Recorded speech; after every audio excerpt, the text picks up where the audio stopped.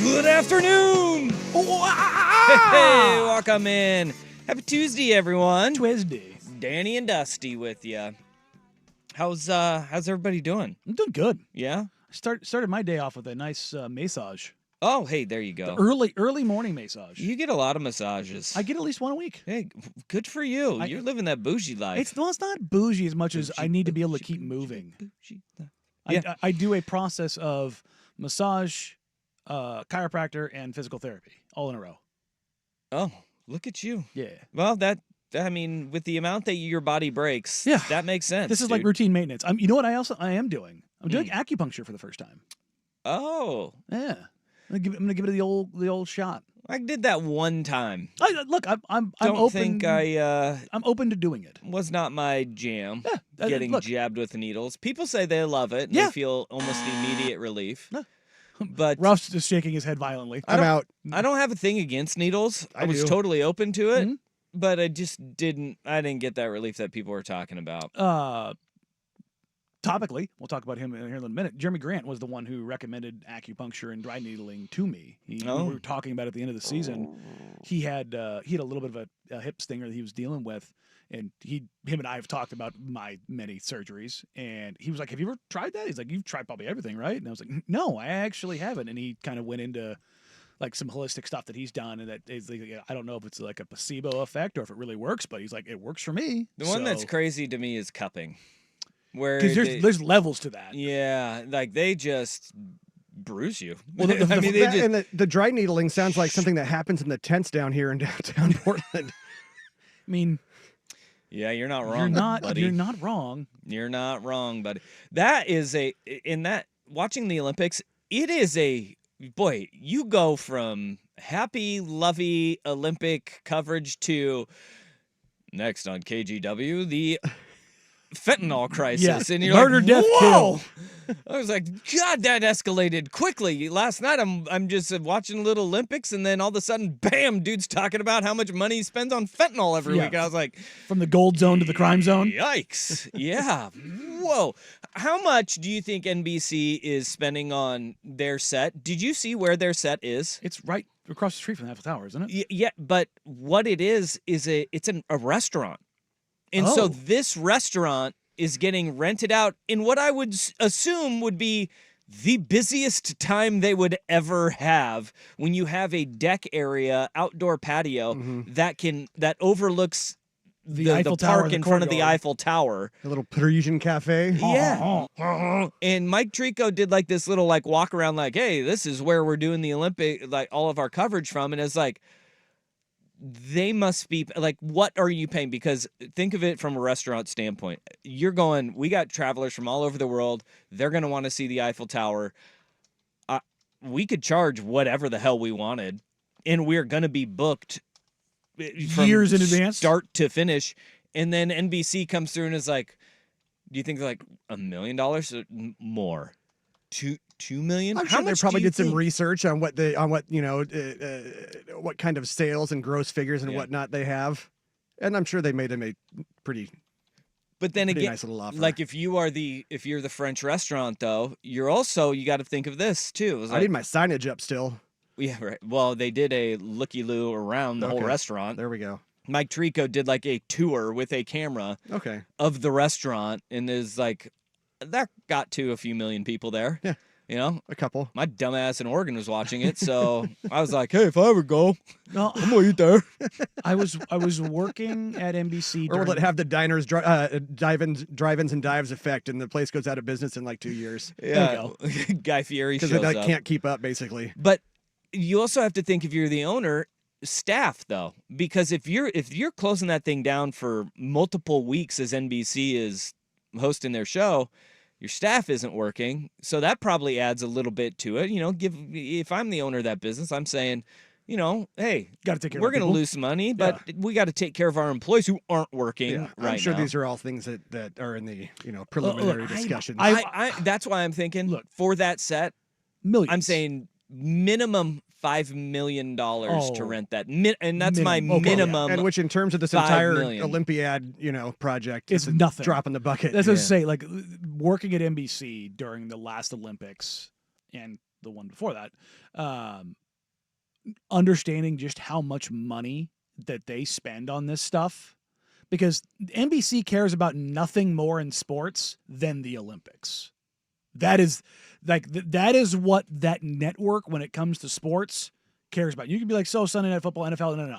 This is it. This is where they spend the money. This is where they send everybody. Like you've got people from all over the country, all the NBC affiliates in the country. Fletcher Mackel is NBC local guy in New Orleans. He's in Paris right now. Yeah, they send everybody there. They send everybody. It's this giant thing, and it's kind of like a pyramid scheme. Like those that are at the top of the pyramid get to go to Paris, kind of a deal. Mm-hmm. Like it's I don't know. Oh, like Peyton Manning. Yeah, no, that's what I'm saying. Like it's you know what I mean. It's like if you sell this many candy bars, you get to go. Oh, It's like that gotcha. kind of situation.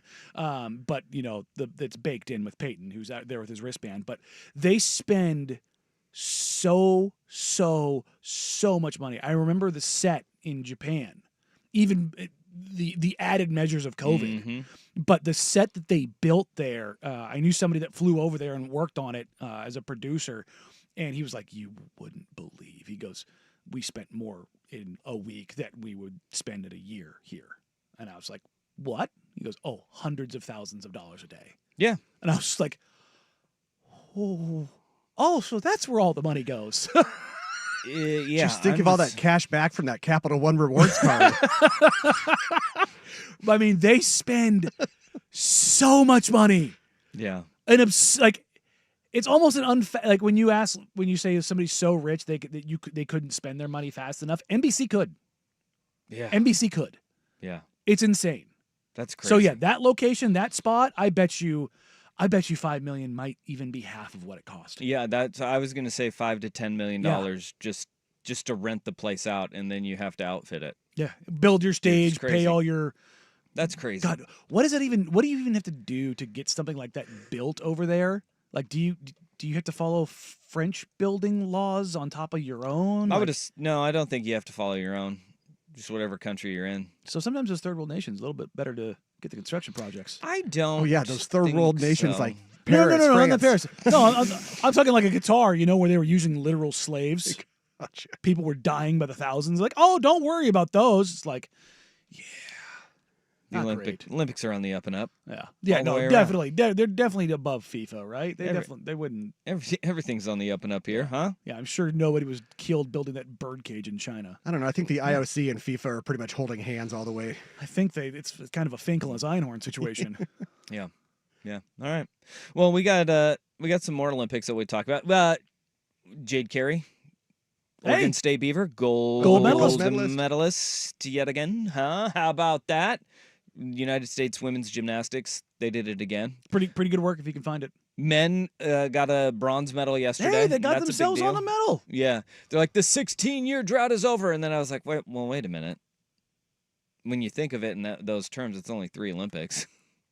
Still. I mean, there's only 3 Olympics. You only get like 3 shots at this thing, though, you know? But you got to get excited over Pommel Horse guy. Yeah. Dude, Pommel Horse guy, it was the way they described him is the glasses-wearing pommel horse expert who is obsessed with Rubik's Cubes. And I was like, that's the worst way you could describe somebody. It isn't, though, because when you see him, you're like, oh, yeah, no, I get it. Yeah. He's sneaky jacked. No, he's not sneaky jacked. All of those guys are just out of this world jacked. Like, you just look at him and you're like, that don't make no sense. No, but I mean, you look at him when he's got his jacket on. He's just chilling there with his glasses. He's the most unassuming dude you've ever seen. The jacket comes off, and you're like, "Holy crap!" Yeah, I think he's the team manager or the stat keeper. No, 100%. You, there's no way that you think that underneath that jacket, that dude is just an absolute unit. Yeah, it just goes to show you, like, lifting weights pays off, dude. Yeah.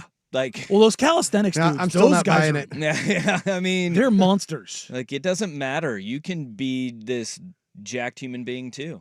You just got to commit your entire life to it.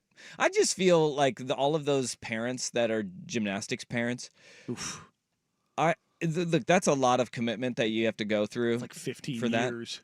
But at the same time, they probably have this relief because I just feel like all those kids were the ones that were just climbing on everything when they were little. And they were like, God, will you get down?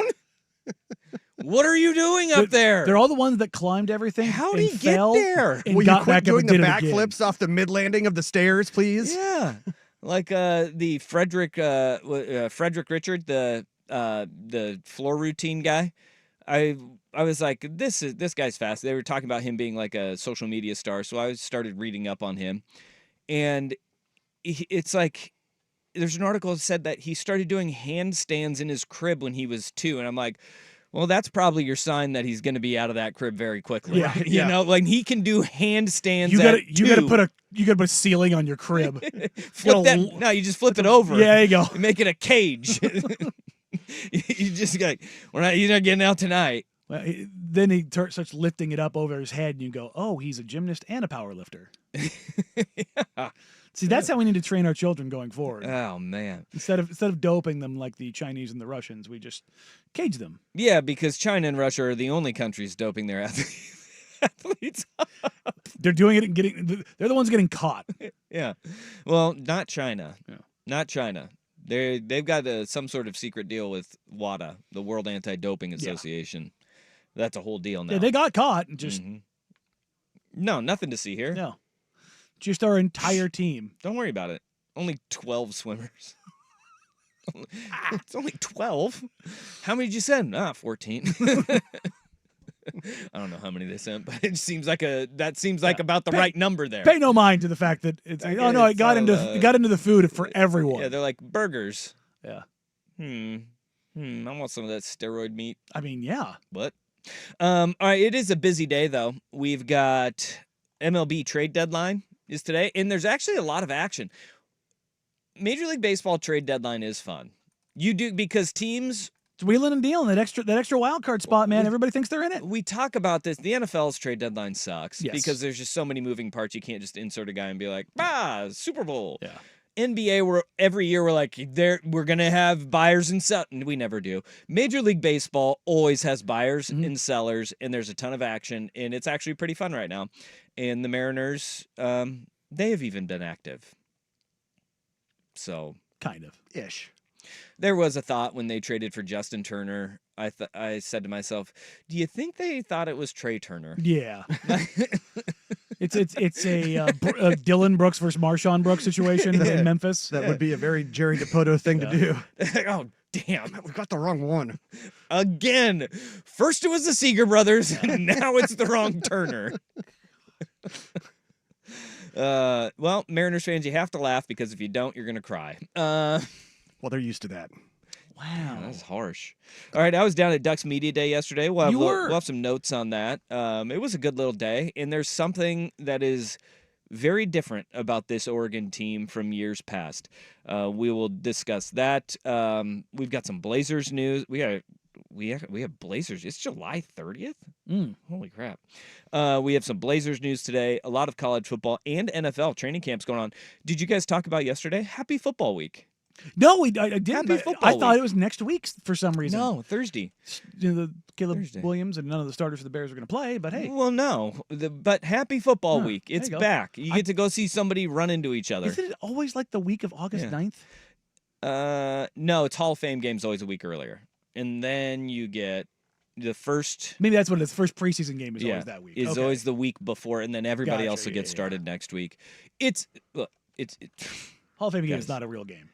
it's preseason football. But hey, Nobody cares about preseason anything. We're not going to learn anything, but you know what? It's comfort. I comfort. want to watch Caleb Williams throw the ball. You're not gonna on Thursday. Not this week. But Womp womp. maybe next time. Maybe next time. So we got a lot to get to. Where we got to start this bad boy off, though, is big rumors coming out about the Portland Trailblazers, the hometown team. Ant and Grant gone? Next.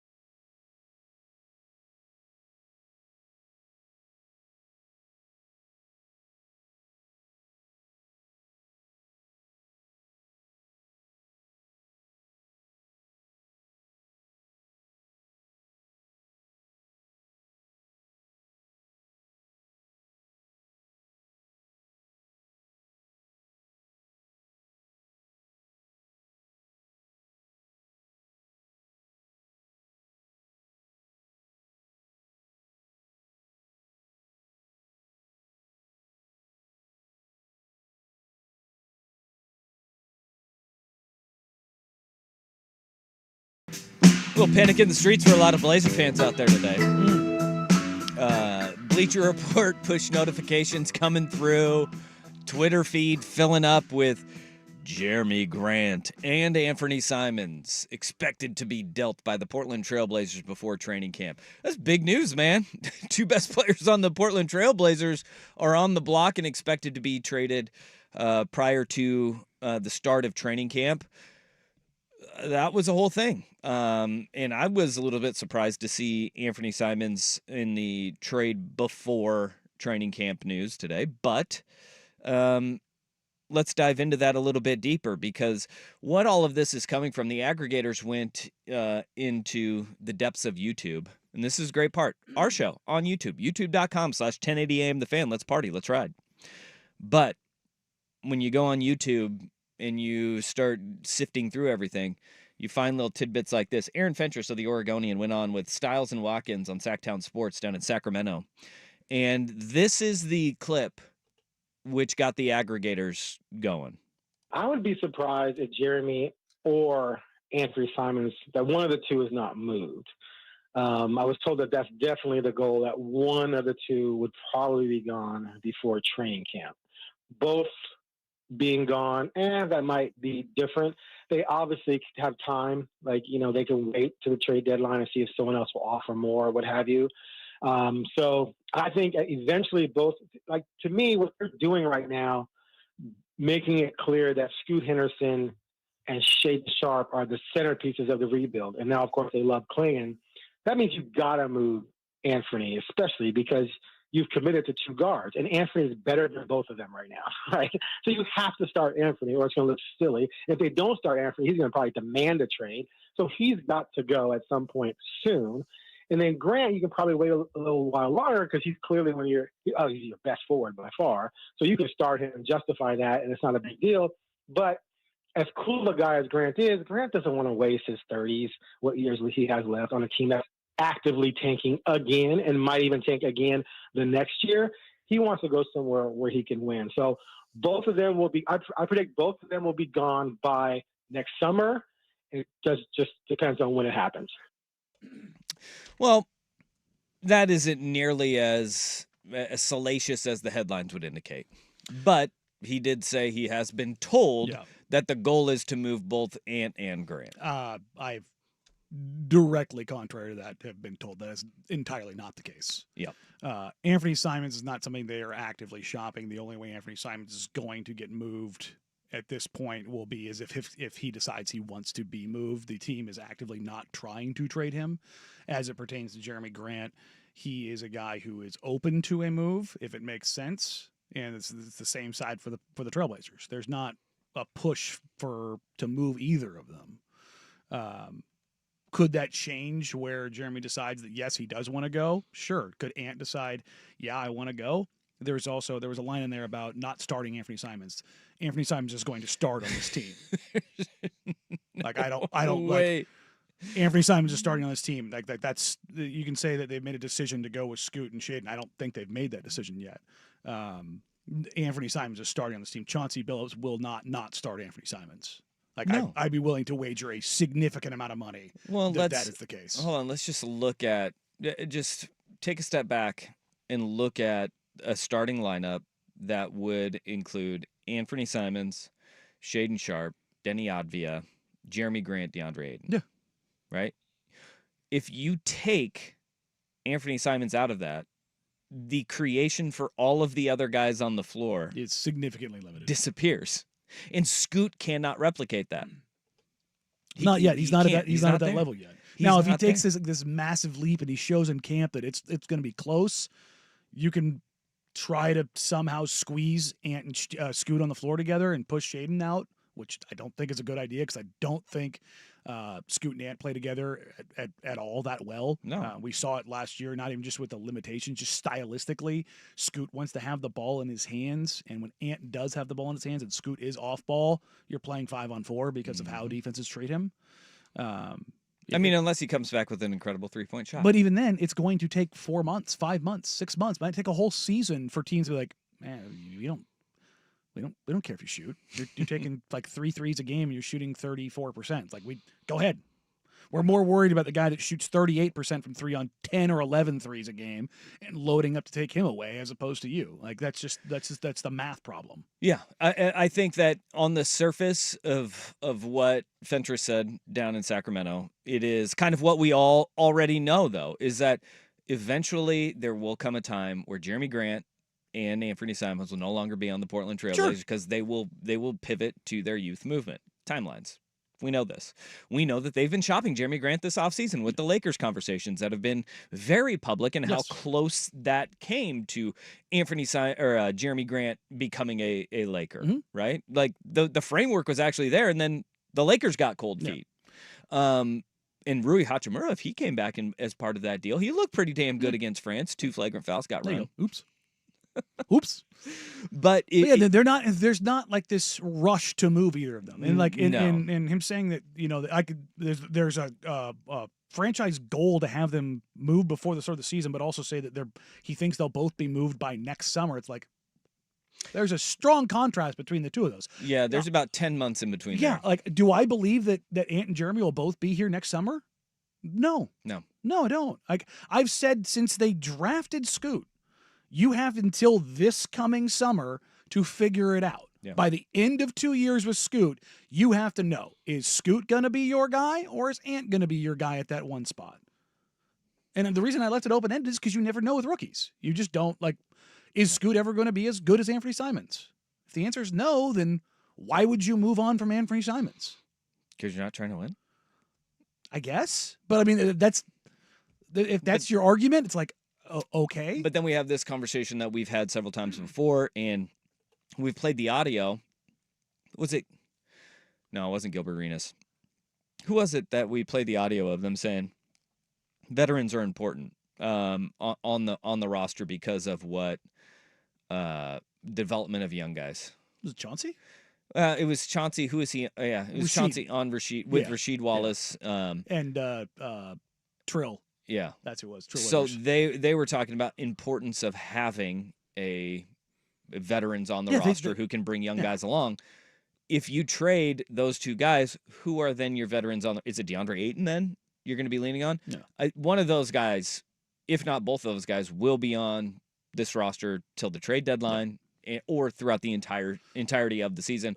Because of that, bringing young guys along, developing them, helping them grow. And look, Anthony Simons was just on Chris Haynes' podcast. Yeah.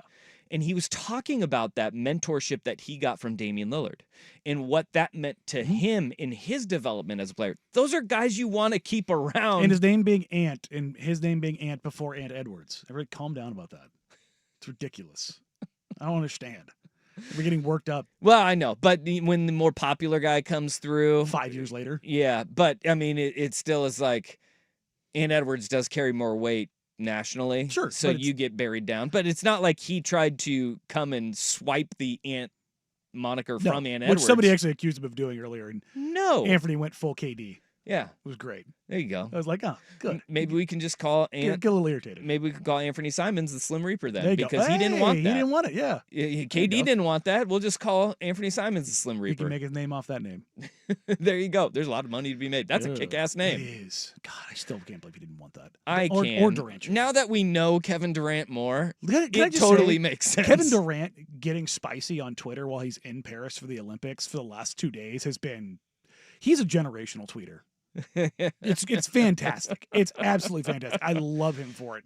He abandoned the burners and he just embraced his inner villain, and it's wonderful. Yeah. But as it pertains to Ant and Jeremy, I don't think either of them are in any hurry to be moved.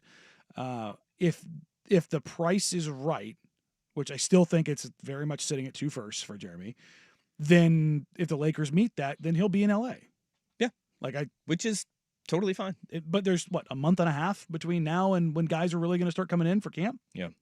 So it could happen, but I tend to lean more towards the trade deadline for Jeremy, and then they'll revisit this with Ant next summer. What does this look like though for the Portland Trailblazers if they're open to having these conversations with any and everybody? We do know that though. Yeah. No, I mean every organization does. That's a normal thing, but Hell, Bill Belichick took a call from the San Francisco 49ers about Tom Brady. Yeah, like he that's- said, no, do you want Jimmy G? And that's how but you, yeah. you have those conversations about, all right, well, what are you willing to offer me? Yeah. So the other part of this is that, this could just be Jeremy or Ant's camp putting something out there to try to flush out value for guys to see where things sit. Yeah. Where would either one of them want to go? Because there's other NBA news too. Oh boy. I wanted to talk to you about this as I was praying to the porcelain gods. When I saw it come over the Twitter feed, the Chicago Bulls, and what they've become resigned to. I love it. Oh yeah, we got to get to we have to get to that. Plus, all right. So tough pill to swallow. Say Fentress is correct. Where do we see these guys' preferred landing spots that have something to give back? We'll get to that after Rust with Sports Center. Now, from the Fan Sports Desk, a Sports Center update on 1080 The Fan. First on The Fan, Olympic men's basketball pool play continues in Paris. Spain 84-77 winners over Greece despite 27 points and 11 rebounds from Giannis Antetokounmpo. RJ Barrett's 24 points led Canada's 93-83 win over Australia. And Victor Wembanyama scored 8 of France's 10 overtime points as they survived a scare from Japan 94-90. Brazil and Germany currently underway, about midway through the second quarter, and Germany leading Brazil 26-17. Major League Baseball trade deadline coming up at 3 o'clock Pacific. The Mariners getting a couple of deals done yesterday, acquiring two-time All-Star Justin Turner from the Blue Jays. Turner is expected to see some time at first base after the trade of Ty France. Those Mariners and Red Sox back at it this afternoon, 4:10 on Root Sports. Luis Castillo starting for Seattle. James Paxton making his debut for Boston. The M's and Astros currently in a virtual tie for the AL West lead. Oregon's Johnny Cornelius has been named to the Outland Trophy preseason watch list given to the nation's top interior linemen. Meanwhile, linebacker Jeff Bassa and defensive back Jabbar Muhammad are on the preseason watch list for the Bronco Nagurski Trophy for the nation's top defensive player. And in the NFL, former Seahawks running back Rashad Penny retiring from the NFL. He played his first 5 seasons in Seattle before appearing in 3 games for Philadelphia last year. Penny signed with Carolina in May. More sports scores and stories in 30 minutes. I'm Jeff Rust at the Fan Sports Desk. Listen live or on demand on the Odyssey app, the Fan's desktop player, or tell your smart speaker to play 1080 The Fan. The Fan Merch Locker has new shirts from the fan shows and hosts you love. Get yours now at 1080thefan.com. Need inspiration? Shop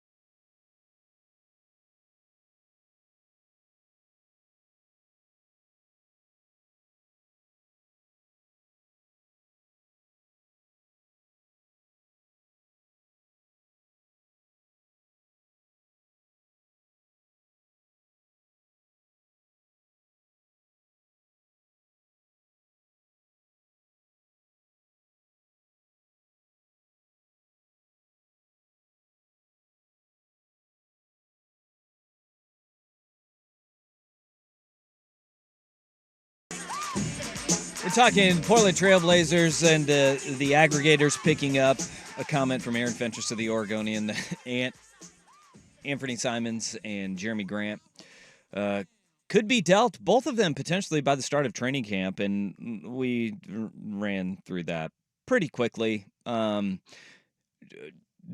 is not something that is imminent at all. Maybe No. Jeremy Grant, but I mean, even then, it sounds like things have cooled down there. Although Zach Lowe on his podcast, The Low Post, on Friday said, should I buy my Jeremy Grant Lakers jersey? oh. So I kind of chuckled at that. I'm like, it's made its way out there now. Yeah. Huh? Okay. Okay. So, This isn't the players posturing for news to get out either. No, it doesn't sound like this is either agency. I've done my, I should say, due diligence of, hey, is checking in with agencies like, hey, are you guys trying to source some things or flush some things out? And it doesn't sound like that's the case. So everything's like I've said before on the podcast. Everybody's stone cold chilling right now as far as the transactional world. All right, basketball coverage on The Fan is presented by T-Mobile. Switch to T-Mobile and you can get tons of benefits and still save on every plan versus AT&T and Verizon. Use their savings calculator now to find out how at T-Mobile.com/switch. All right, so Lakers obviously very interested in Jeremy Grant, and that is no surprise to anybody. Yeah, no, I think framework that's has been there. 100% out there. And they need a player of his style and caliber. They don't have a lot to offer, but 2029 and 2031 first-round picks and necessary would be okay. salary. Yeah, I think that Portland would be interested in that. Make the protections very light, as in like top one at most. And then you have Anthony Simons. Like, look, we can start having these conversations because they're out there now. Like, although very vague. Which teams would fit Anthony Simons? And I think the one that has kind of popped out to everybody, and these rumblings started at last trade deadline, was the Orlando Magic. Yeah, the Magic still have a gaping hole when it comes to shooting. They just don't have a lot of it. Like, getting Kentavious Caldwell-Pope was helpful, but he's a catch and shoot guy. He's not an off the bounce shooter. Paolo's not a shooter. Franz, his 3-point shot completely disappeared. It was just MIA entirely. Wendell Carter Jr. is a decent pick and pop big. I think he shot 35% last year, if I remember right, from three. So he's not like he's out there just bombing away. This isn't Chet Holmgren spacing the floor kind of a deal. Yeah. The question would be, would the size that Orlando has to offer still be as attractive to the Portland Trailblazers in these discussions as long as you still have Jeremy Grant on your roster? Because the additions this offseason have been Denny Avdia, who is long. I mean, he's not 6'11", but 6'9". He's long and can play both the swing forward positions.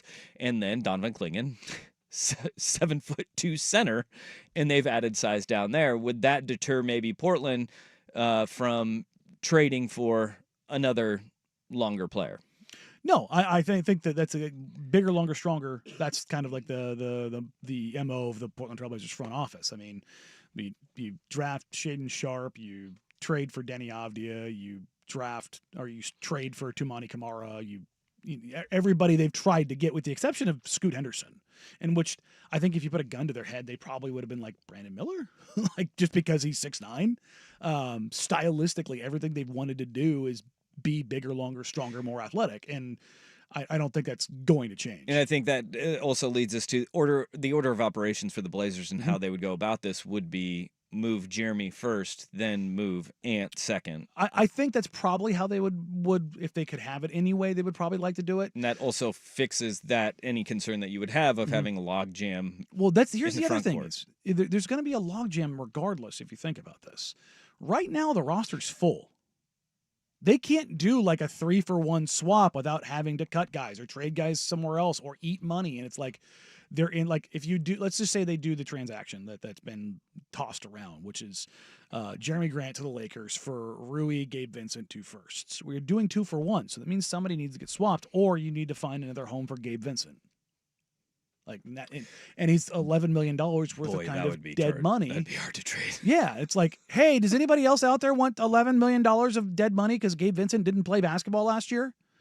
I mean, well, that's what the Chicago Bulls were trying to do with Zach LaVine. Buddy, and this is the one I wanted to talk to you about because I saw this late last Johnson week. was ruthless. And they wanted to. It's no secret. They've been wanting to get off of the Levine deal for more than a year, like 14 months. Yeah. When the ink dried, they were like, "This was a bad idea." And here's the crazy thing, and I always have to throw this out there because I have to throw shade at the Bulls because I cannot believe they're this stupid. They had the opportunity to I'd trade. like it to be known right now. Danny said shade at the Bulls. Yes. Okay. AM radio, the processing there you it go. could be. Okay, there we go. You want to throw shade at the Bulls. Shade. There you go. Enunciate very cool, very, very much. We'll go to the tape. There you go. Let's go to the tape. But they had the opportunity to trade Zach LaVine for Jaden Ivey to start this season, and they said no. They said no. All right. I've got that from very, very, very, very plugged in reputable sources, and they said no. So it's become unquestionably funny that it went from that, which like, oh, Jaden Ivey's like, it's like, well, yeah, he was a lottery pick a year ago. Top 5. Yeah, like, can we chill on that? Yeah, he was 5th. I can remember the Pistons 5th over and over again. But now even if they include a first round pick with him, they can't move off of him. Yeah. Like and this is that new CBA. It's not just a second apron, but it's teams going, we're no longer going to pay a premium for players that aren't maxes. Like it's so prohibitive on the freight that it's just, the problem here is the Bulls, much like the Nets were in this position last year where they wanted to suck, but they didn't control their own future. Yeah. Well, the Bulls have Zach LaVine and Nick Vucevic. Like it's a high enough threshold to be like, we can't really suck. The Trailblazers can because they have all of these young guys and people can magically get hurt. Magic.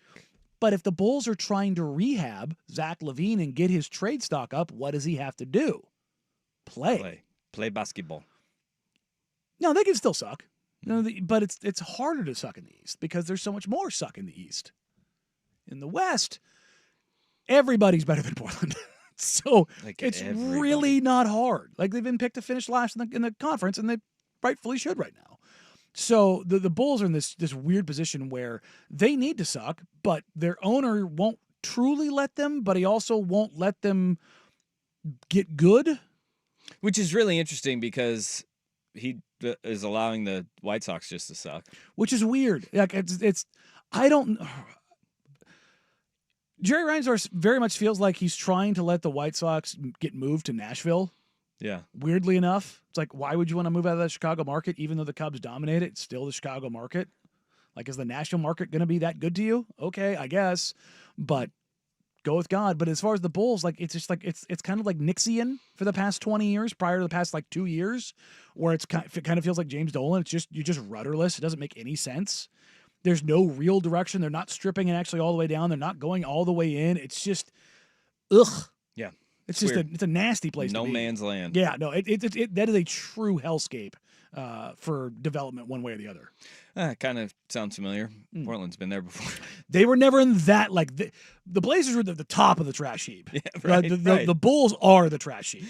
That's where they are. It's just, it's bad, man. All right. Okay, so that's some Blazer talk. There's actually Blazer news here. July 30th, 2024. We've got Blazer. We had a little bit of Blazer news today that we needed to parse through. All right. Hey, I got more NBA, but this pertains to the NFL as well. We could have potentially one of the best sports days next on the Fan.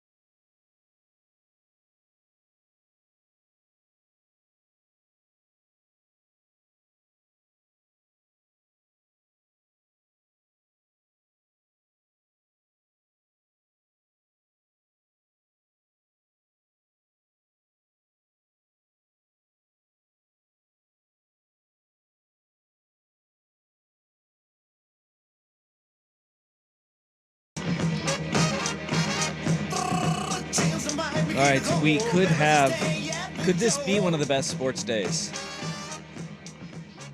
February 6th, 2026.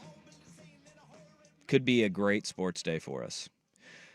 Super Bowl will be that day in Santa Clara, California, but they may bump it back if they add that 18th week in there. Could see that happen. Yeah. But as right now, it's supposed to be, or February 8th, 2026, Super Bowl will be in Santa Clara, and you will have the Super Bowl on NBC that year. Ooh. Okay? Okay. Think of this. Okay. NBC just paid a butt ton of money for the NBA broadcast rights. Mm-hmm. It's being floated that we could have a Super Bowl followed up by a marquee matchup in the NBA. Oh, God. Immediately following the Super Bowl coverage. So they do the trophy presentation, they do all that, and then you roll into I don't know, just for finals rematch. If we're talking like what it would be, Celtics an intriguing matchup this upcoming year. Say you have Celtics Mavs, or you have Knicks Lakers, or you have something that somebody would want to see on both coasts, and you just have a marquee standalone NBA game immediately following the Super Bowl on NBC. I'm in. Yeah. I'm 100% in. I mean, that's way better than what you get from. It's usually like news. Well, ABC will go to Jimmy Kimmel Live Super Bowl edition. Isn't that right? that's all pre-recorded? Yeah. Womp womp. It's amazing how quickly CBS will jump from like the Super Bowl to NCIS, and you're like, 60 "Whoa! minutes. Somebody just got shot in the face!" You know? Hey, the olds want their 60 or their NCIS. We got to go. Yeah, we got to get this thing moving here. But we could have, if NBC does have those rights, you could be seeing a Sunday night game right after the Super Bowl. And look, NBC has always been kind of on the forefront of, we want to put our best programming on.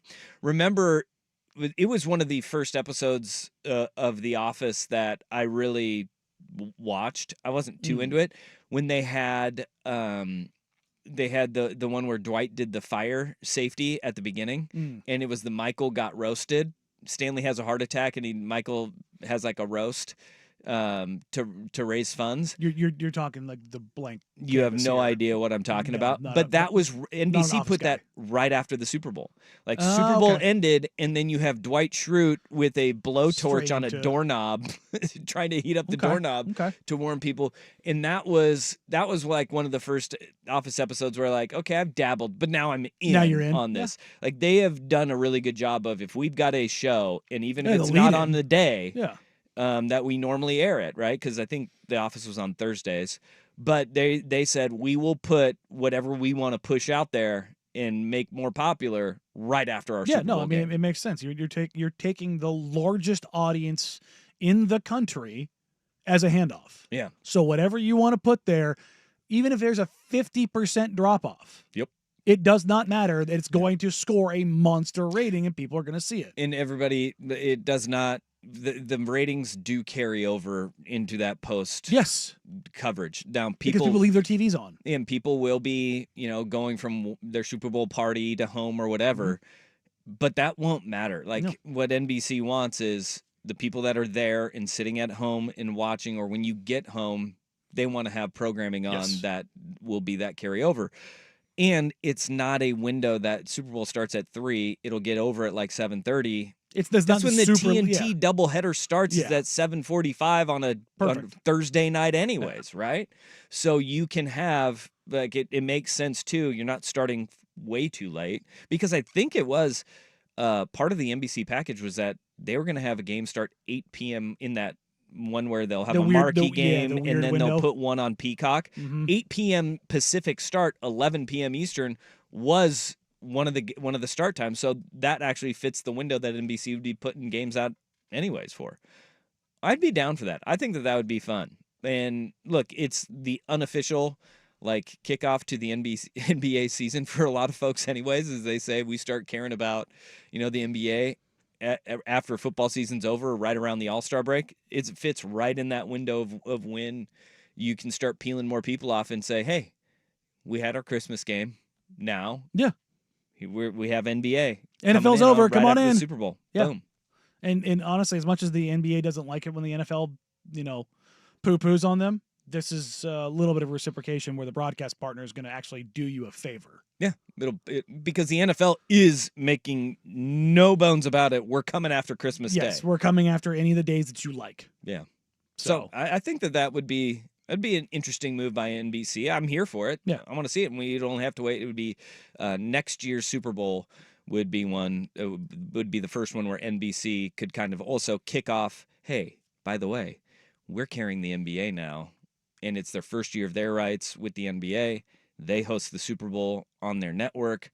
Boom, roll it all out there then. Yeah. Ground ball rock right after the Super Bowl. Are you kidding me? The Super Bowl gets over, and then you get da-da-da-da-da-da-da. Yeah, no, sign me up. I would go from, food coma from wings and nachos to just put it in my veins. Heck yeah, brother. All right. That Monday, the next day, we could talk basketball too. Oh, that's cute.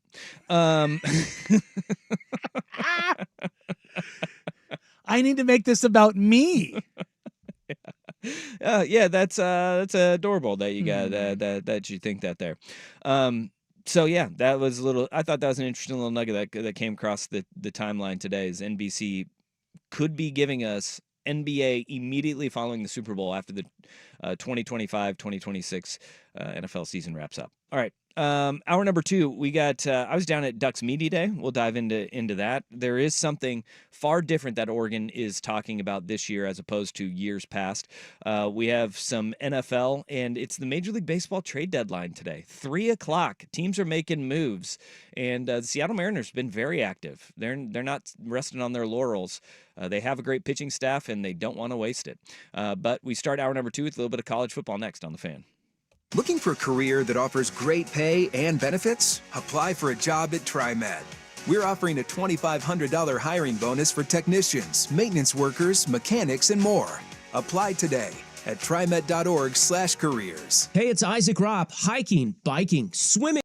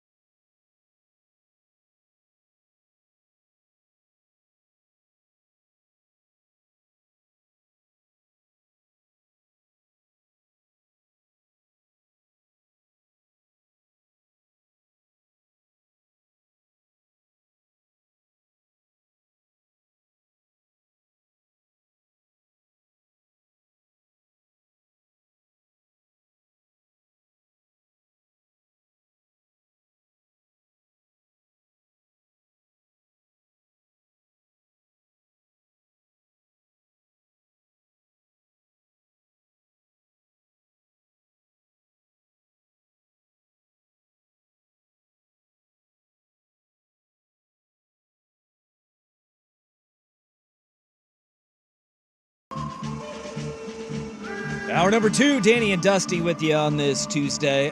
You guys talked about swim cap Bob, right? Yesterday. We did not. You didn't? No, I don't think we got swimming on right now. I don't think the video came up until we got off air. I've never heard of swim cap Bob. You haven't seen this guy? No. It was over the weekend, so I figured that you guys got to it yesterday. But there's this dude. Apparently, if a swimmer, and I'm watching swimming right now because America, but I'm about to start hating Australia if they catch him. But apparently in the pool, if a swimmer loses their swim cap, of which they have multiple on, particularly the women, they can't go and retrieve it themselves. Which is weird, right? They have a dude who's like, "No, I got this." I don't know why. He's a French dude in a Speedo. Yeah.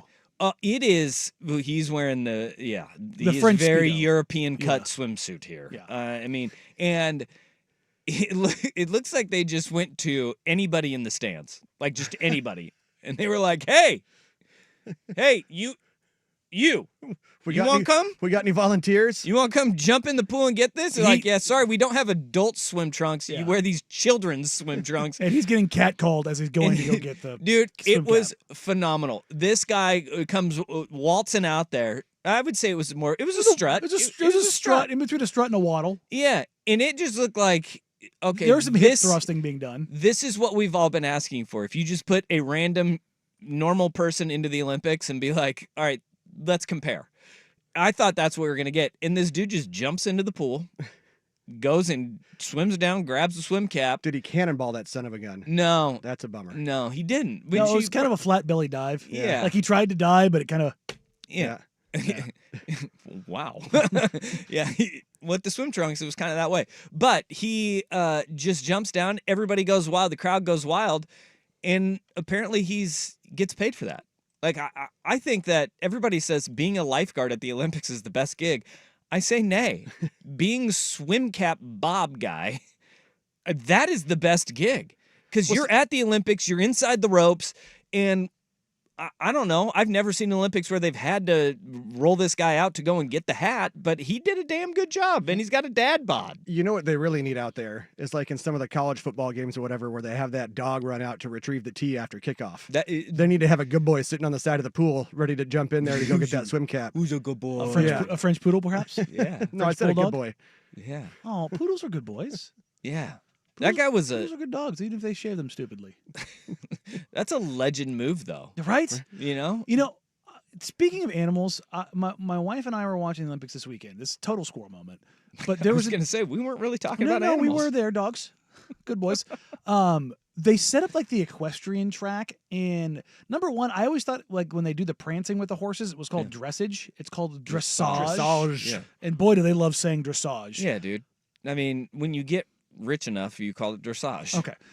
But the equestrian I would like a track, sausage. Yeah. it's like miles upon miles long, and there are people set up the length of this thing like a NASCAR race, except for they Wait. don't go by you going like 200 miles an hour. It's like a parade.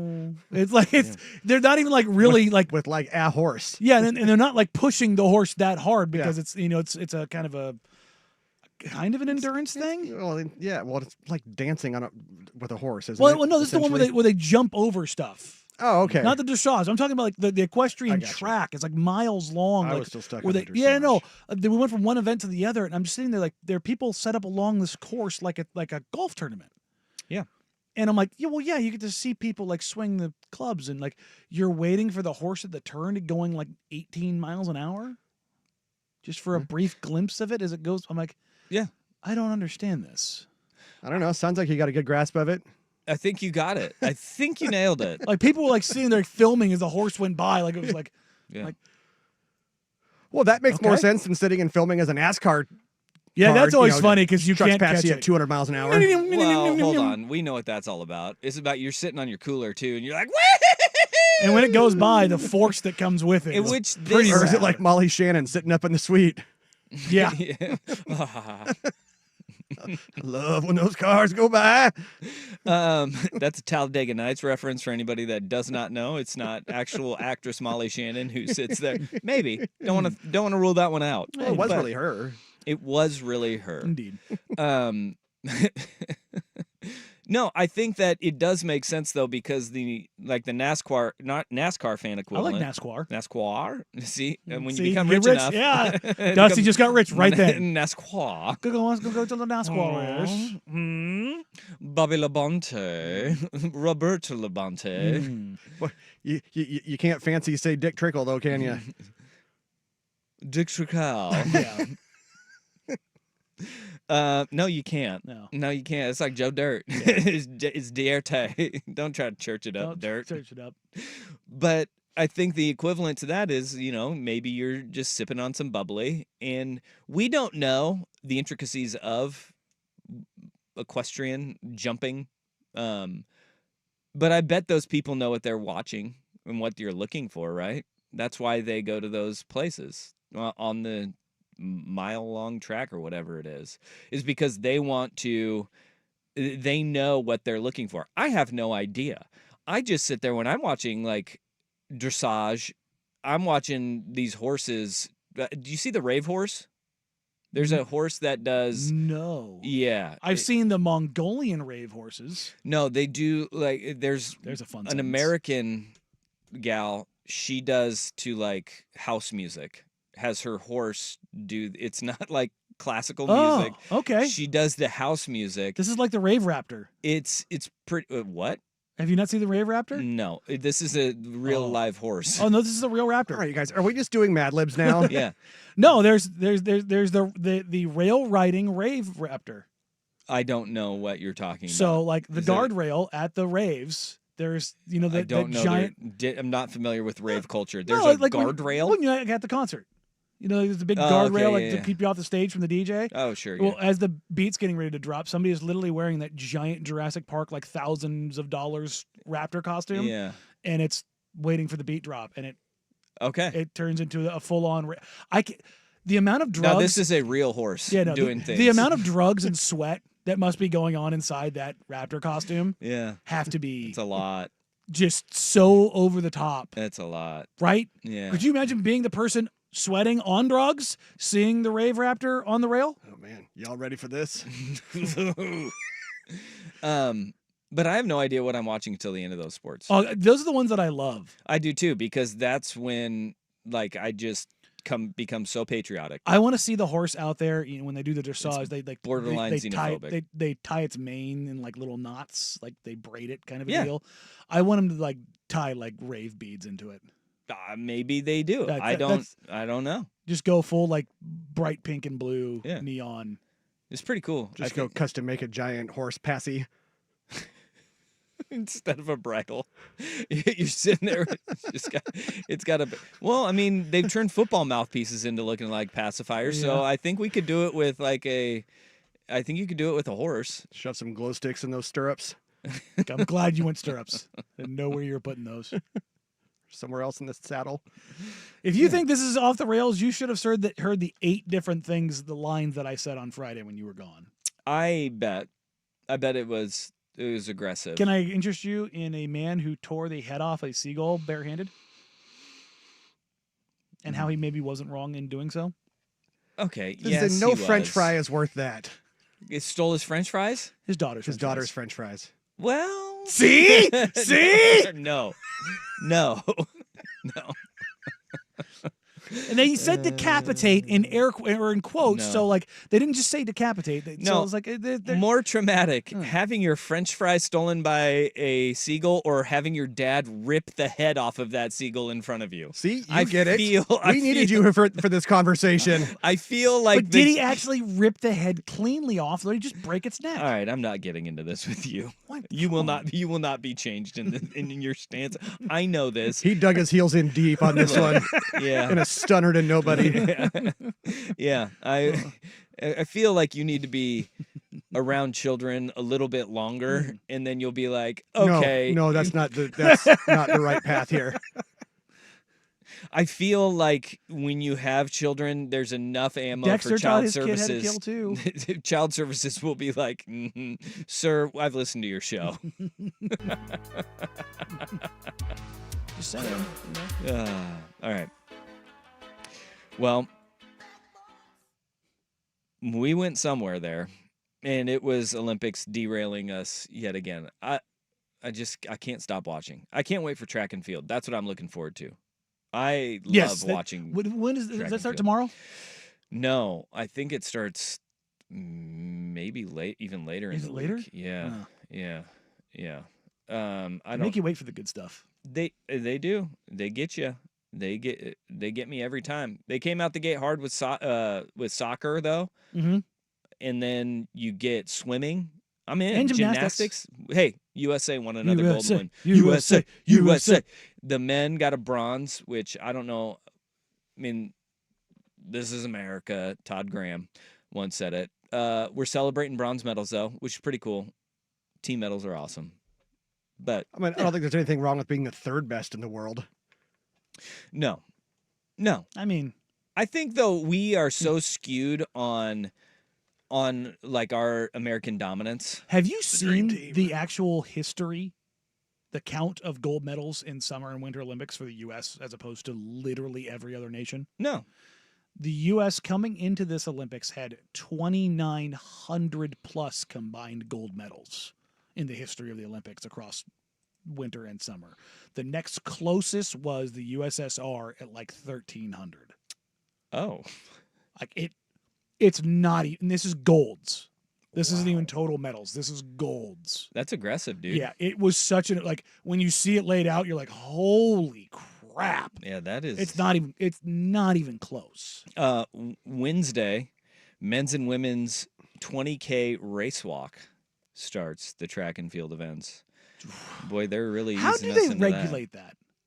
Okay, I would Like like, what- I would like they to have amend judges all over. my answer from last week where we tried to guess, which Olympic sport, if they gave you some time and stuff that you could do well at. No. I present to you race walking. No. Like Is it they like- are flying. I know, but is there like a form to it that Yeah. you like? Yeah, you have to. I think Is it like graded Oh, kind of boy. like gymnastics? no, Do you it's have to- not. yeah. You cannot go more than you can't go like consecutive steps without having your heel on the ground. Your heel. Always So it's has like to be if on you do the ground or something. breaststroke wrong. I think I just had a stroke. Speaking of which, Yeah, I think The you're brain stroke? you're right there. Yeah, you can't have like your heel has to be on the ground. I don't know. They fly. You have to though, be man. grounded. Yeah, you do. You have to be one with the earth. Okay. You have to be one with the earth. I'll look that up. Is that the butt scoot? Yeah, yeah. But they're going way faster, Rust, than I think you. I don't know. Have you ever seen realize. how fast I walk around these halls? Yeah, but like you going from the studio to the bathroom and having like the poop squats is not. Yeah, and that's with the penguins. Same form. The Jeff Russ poop scooting boogie is not the same as. Actually, it is the same as race walking. But can you do that? Think of if the bathroom was 20 kilometers away from you. You're not doing that, man. You can't keep up that pace. Well, not if I'm doing that penguin the whole way. I'd be remiss. Speaking of things that we talked about when you were gone, Yeah. we also talked about. Okay. Here we go. It requires the competitor to maintain contact with the ground at all times. Oh, so you Yeah. can't like skip to my loo. Okay. No. Like in running, obviously you're striding, so you're not on the ground. Yeah. Right. Very often, you have to be in contact with the ground the entire time. Interesting. Yeah, and they have like judges over there. Now, you want to talk about a boring job at the Olympics?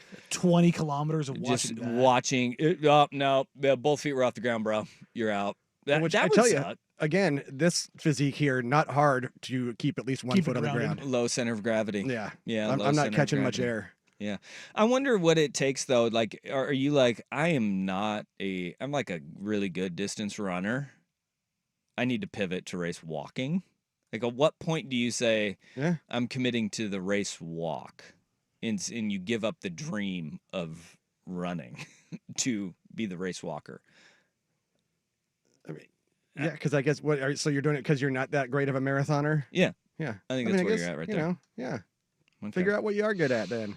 Okay. Well, I'll be damned. This segment really got away from us. Let's go to college football next. We got some Oregon Ducks media day notes. One thing is wildly different with this Oregon team from years past, and Billy Napier, the head coach at the University of Florida, stepping in it again. Danny Dusty on the Fan.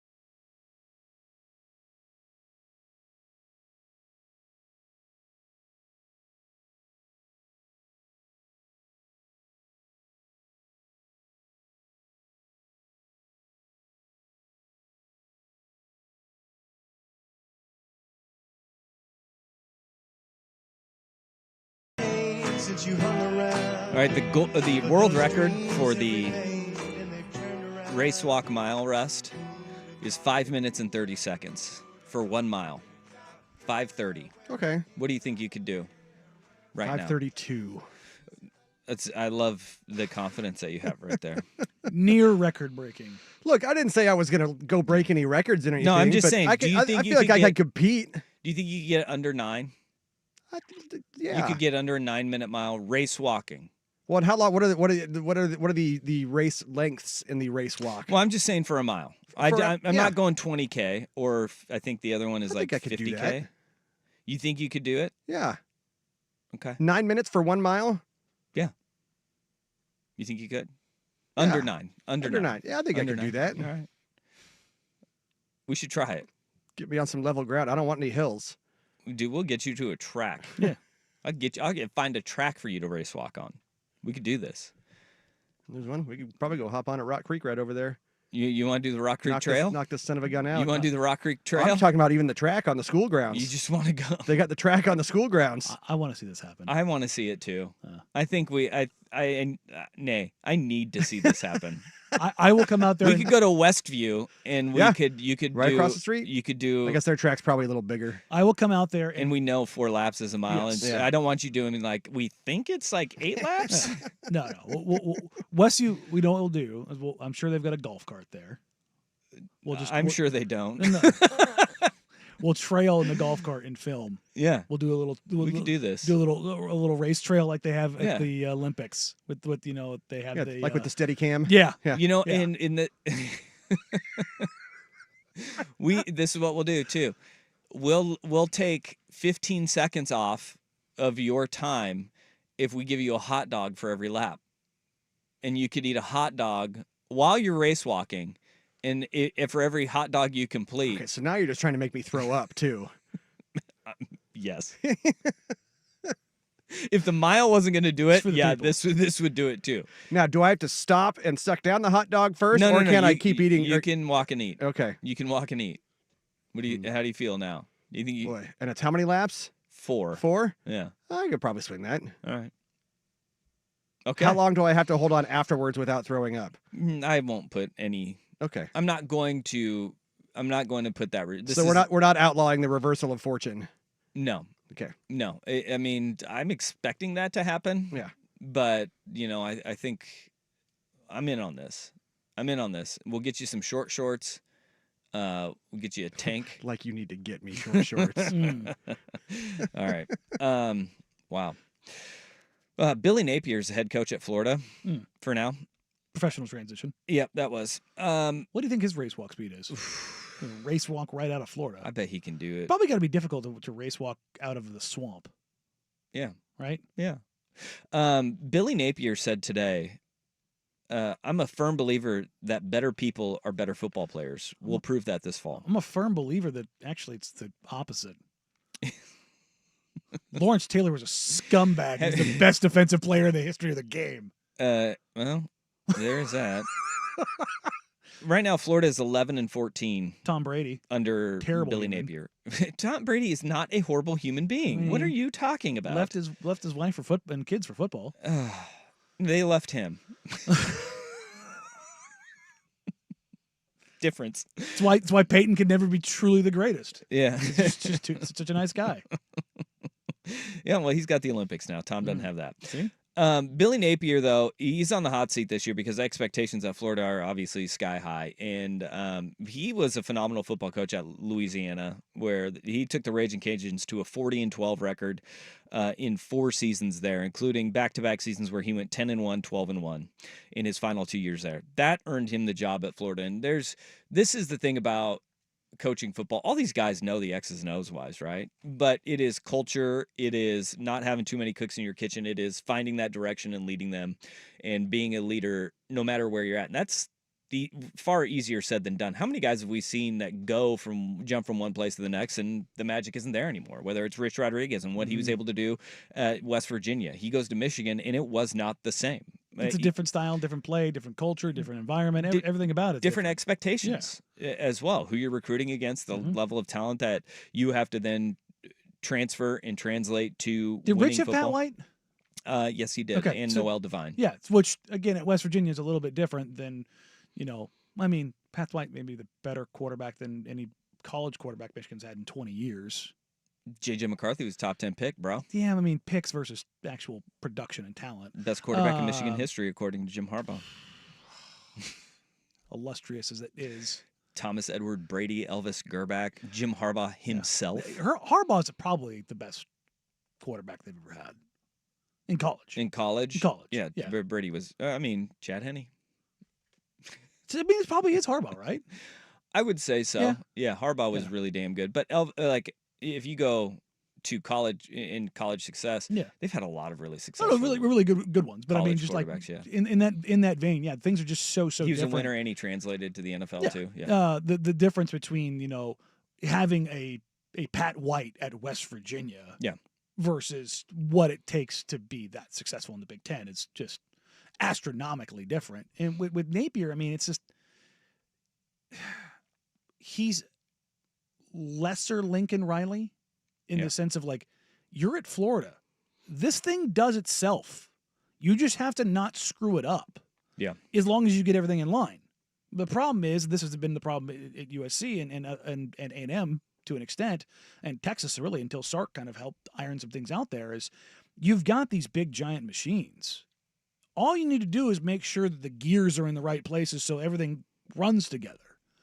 But if you don't, it is the biggest, nastiest, ugliest, clunkiest thing you've ever seen. And the gears have changed, though, because of the fact that you have, in college football now, NIL collectives and people wanting to be big swinging you-know-whats, and the coordination of getting that money and getting it to the athletes is way different now.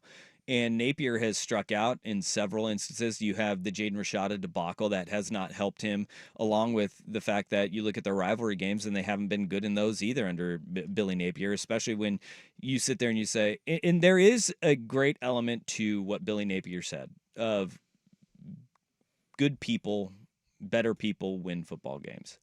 You cannot just have a locker room full of nice people.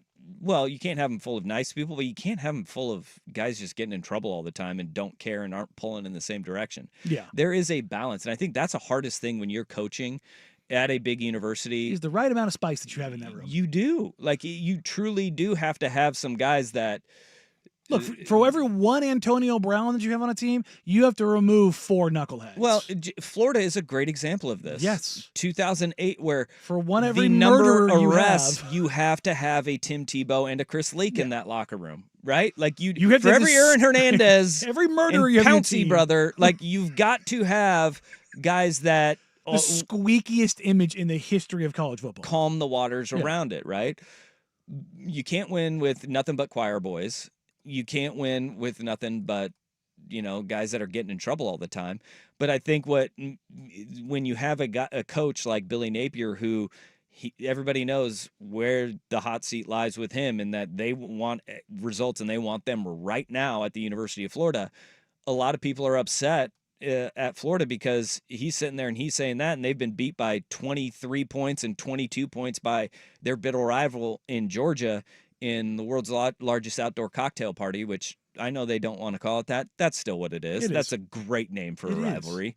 But when Kirby Smart has had 29 arrests or citations for speeding, reckless driving, or street racing. Somebody died. Since somebody died. Yeah. On January 15th, 2023, Georgia they should just take cars away. Well, yeah, number one, stop giving them Hellcats. Number two, these are the ones that have been reported.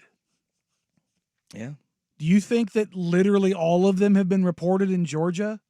I don't. Yeah, there are some guys that are. There are some from friends of the institution, perhaps, of giving the old ball coach a phone call. And this is where the cooks in the kitchen thing comes up, is because there are people that all they want is to win. Mm-hmm. And that is it. Like, you want to win. And however you get there, that's what they care about. They don't care about the image. Then there are people that are sitting there and they want No, we want our university's name not to be sullied by off-field incidences, or we want to have a high graduation rate. Georgia is the most dominant team over the last 5 years in college football. And no question about it. Ifs, ands, buts about it. They've had the 29 arrests or citations for driving that we've talked about. There was also the graduation success rate numbers were released, and leading the country in graduation success rate is Clemson. 99%. You can do it with good dudes. 99% since 2016, so an 8-year run. Clemson has graduated 99% of the players that stick around. Now, that's still crazy. That doesn't include guys who transfer. It doesn't include guys who leave early for the NFL. But that's still 99%. That's an insane. Like, I didn't think anybody got anywhere near that. Boston College, Cincinnati, Northwestern, Wake Forest are all at 97%. Those institutions all make sense. Clemson being up that high is Louisville, Stanford are both at 96%. Okay. If you look at, if you're wondering where the Northwest schools are on here, I imagine both are pretty high. Washington is at 84%. Oregon is at 80%. Yeah. And that's actually USC's number too, is 80% right there. Yeah. The Ducks and Beavs or the Cougs and Beavs are not on this list, but Georgia is at the back of the pack. 41%. Mind you, I don't go to Georgia to play school. Clemson was at 99%. Georgia is dead last at 41%. Less than half. And that does not include guys who leave early for the NFL and guys who transfer. So these are the guys that are student athletes. To put that into perspective, UCLA is second to last of the power conference schools.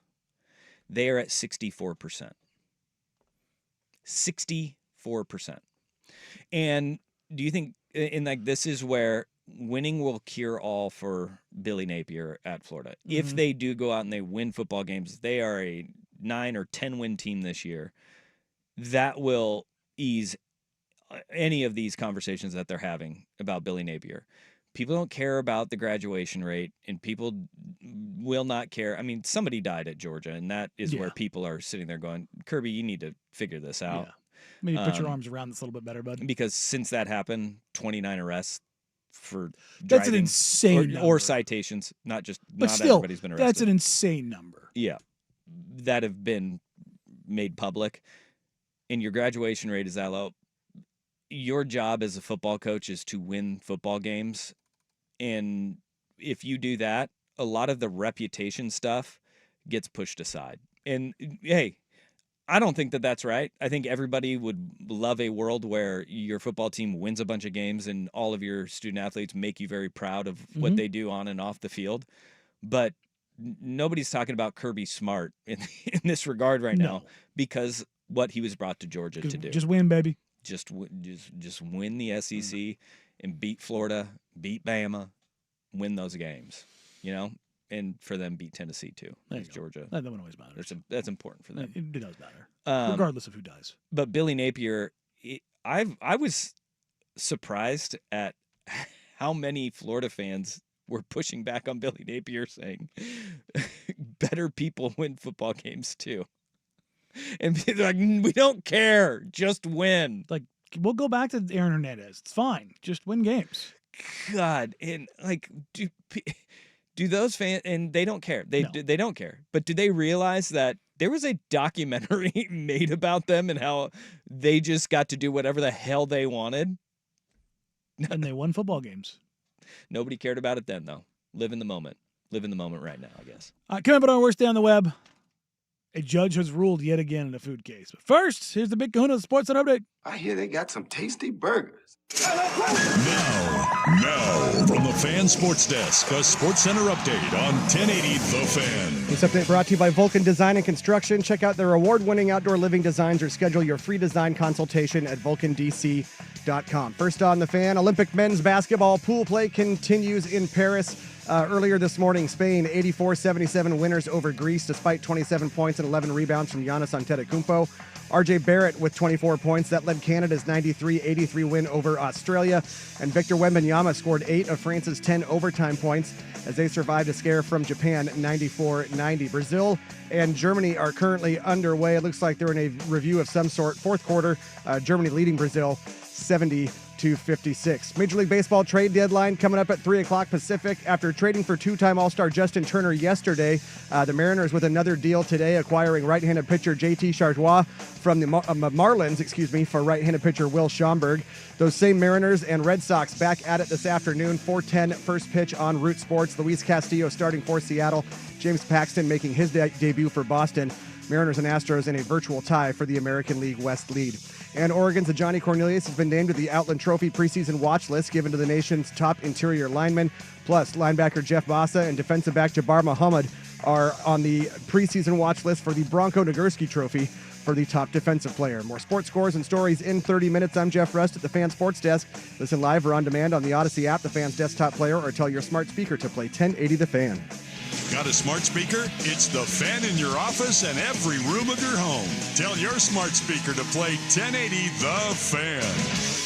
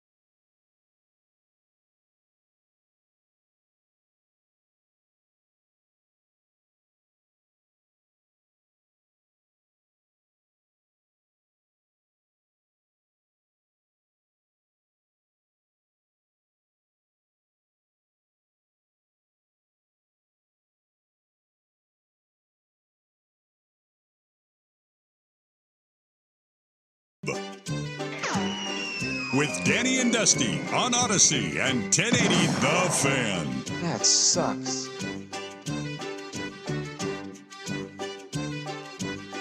All right, it's time to have an official ruling. Oh, all right. Because an Ohio Supreme Court yet again has ruled. No, they need to stop. Stop going to Ohio. Tacos or Wait, sandwiches. wasn't it Iowa the first one though, No, or it was- Indiana? Indiana the first. It was No, it was Indiana Ohio. with With the the taco? No, that was Indiana. You sure? I'm almost yeah. positive it was Ohio. Yeah, I think it was Indiana.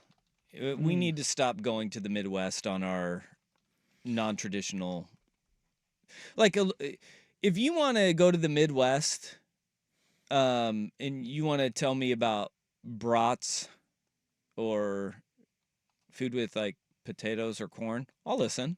Sauerkraut. Don't give me tacos though.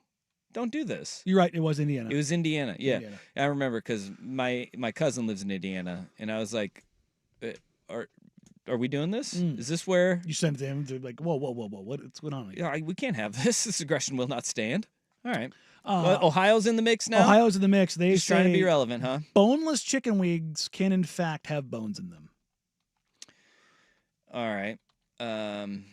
I'm not as opposed to boneless chicken wings as a lot of people are. Look, If I go to a restaurant and I have the option, will I take a bone-in wing? Absolutely. boneless chicken wings to actually be free of bones. A restaurant patient who suffered serious medical complications from getting a bone stuck in his throat. It actually, a small bone inside of a boneless chicken wing ripped his esophagus. Okay, so I stand with the person who sued here. I think that this Supreme Court is out of line here. If you're telling me it's boneless, it better be boneless. Also, chew your food. Both parties are wrong here. Yeah. Okay? Both parties are wrong. Yeah, chew your food. Did you not notice the little crunchy thing in there that you couldn't chew all the way? Yeah, that's a good point. That's a great point. A there. long, thin I'm not bone tore his esophagus. God, You know, that sounds miserable. Like you don't have Coke Zero sugar and look on the nutritional label and find 2 grams of sugar. Let's just say it's better than a long, thick bone tearing a hole in your esophagus. But that right there that sounds like it would affect everything that you do in your life. You know? Oh, yeah, that's not going to feel good, but it's your own damn fault. Chew your food. Yeah, that's a great point. That is a great point. But to say that we shouldn't expect a boneless wing to be boneless. That's not my argument. That I know. But that's what the Supreme Court ruled. Right. In And they're wrong, Ohio. too. They're In wrong, Ohio. too. And They're it was a difficult, heated ruling because it was 4-3. Oh. You got to remember, we're talking about Ohio here, where even the couches are scared.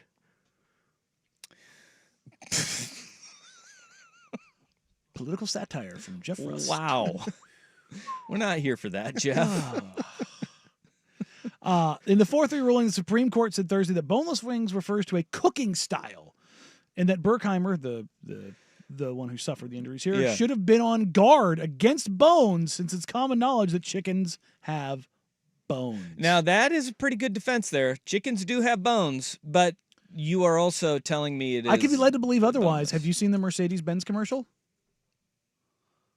No. Have you not seen it? It's a great commercial because they show the motion body control where it's kind of an ingenious commercial to get your point across, but it's a bunch of people holding up chickens and like moving the body all around, and the head stays and the chicken's head doesn't move, and they're demonstrating the new like body control and suspension of the Mercedes-Benz. Yeah. But the chicken looks like it's boneless. Looks like it's gelatinous. That's a weird commercial you just described. Yeah, it is, but it's very effective. In the break, I will pull it up for you and be like, Yeah. "Oh, Yeah. you like point communicate it," and they never once show the car in the commercial, and you immediately you understand like the connection that they're making. Huh. I feel creeped out by that. Yeah, but once I show it to you, feel very you'll creed be out. like, all right. "Okay, I'm picking up what you're putting down. Yeah, exactly. Yeah, but it is So- that's a very weird concept for a commercial here. All right. It's interesting. I am against this Ohio Supreme Court ruling. I think we should probably just be against Midwest Supreme Court rulings in general as it pertains to foods always. It's a fact. Unless it's milk, cheese, corn, Light beer. Yeah, we'll go. They get- I think that they it get their gets to the blondes. Rockies. We can add the Rockies But I mean, into that. they as get their well. blondes. Like that's what All right. that's what they do. And it should not. They should not be ruling Sausages? on our chicken sausages 100%. 100%. Sausage and sausage adjacent products. I think the thing that Mustard, we're sprouts. finding out here though is we're not getting these rulings out of Wisconsin or Iowa. No. These are coming Iowa, from the Ohio. home of everything fried. Iowa can rule on anything fried. And I'll tell you this. That's what we should have. We should have food courts of the land. I'm in. You take it to the high court. Like if you need a ruling on an IPA, you're taking it to the Supreme Court of Oregon. Yes. No other court in this country can rule on legality of an IPA. Where is chicken wing country though? I think it is in the South. But here's the thing about like Indiana is more, country fried than we would think. It's more like you get into Southern Indiana and it's more. What's that restaurant you get has all the crap? It has the little corner store inside it. God, Cracker Barrel. Yes, it's more Cracker Barrel than you think. Yeah, it's connected to Kentucky, folks. Yeah, like we forget it's moonshine territory. You get down there, you get down in them hills, and those hills have eyes. Yeah, yes, they do. So Ohio and Indiana, your Supreme Courts are out. Yeah, you're out. I don't want to hear. I think Arkansas. Isn't that where what's the big Tyson chicken? Isn't that in Arkansas? Yeah.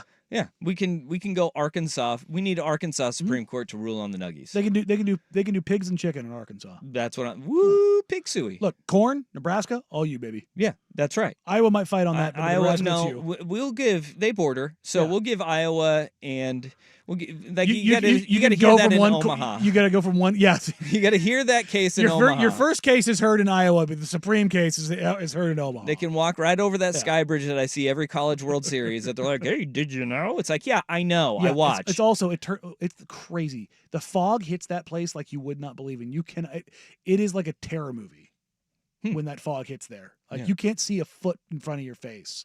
I've walked that before, and it's like it may have been very late at night. Wow, creepy. Yeah, it was terrifying. The movie Belly made me terrified of Omaha for a while. You remember that? Oh, yeah, they go and they run drugs through Omaha, and I was like, who knew? Who knew? That's the second Belly reference I've heard in 2 days. Wow. What are we giving California to rule on in the food world? California burritos, tacos, the San Diego style burrito. Yeah, okay. I think that's their jam. Right. I think we get IPAs here. Yeah, I think they get the defining word on Mexican food as they are like the Mexican as opposed to Texas, which is Tex-Mex. Yeah, I think Oregon and Washington we get we can have IPAs and salmon. Yeah, I think fish. I think we get all Pacific fish. Yeah, we don't want to trust the people of Alaska to rule on those on these matters. No. We don't want, but they would be in there. Well, they're as tainted by fish, the Russian vote. Yeah, that's right. You can see it. You can see Russia from their house. Well, you know what? They really need to come to the Pacific Northwest to judge and what we can rule on. How you doing? Yeah. Matthew McConaughey? Well, come on now. Y'all want to buy some drugs? Oh, weed. Yeah. Colorado is going to push back. Colorado. Well, they get beer. They get their domestic beer. Yeah. They get domestic beer, and they can have some weed too. Yeah. I mean, we can have them. We can. Would you say the High Court is in Oregon? Yeah, we can have a joint ruling. Oh, look at you both. You both. You guys are learning well. Yeah. Not bad. All right, coming up next. This is like Utah on like highly caffeinated beverages, ruling on highly caffeinated beverages, though. How about water? We can't have that. They can rule on water. No, soaking. But Ohio and Indiana. You beat me to that too. Yeah. Ooh, Washington does get coffee. Mm-hmm. They get coffee. Yeah, it's fine. That's fine. Yeah. I'll give them that one. Yeah. All right. We got to figure this one out. All right. Coming up next, we're going to do a little pivot back to the Olympics, just for some fantastic calls and some cool stuff that's coming out of the Olympics here. Coming up next here on Danny and Dusty, Danny the Fan.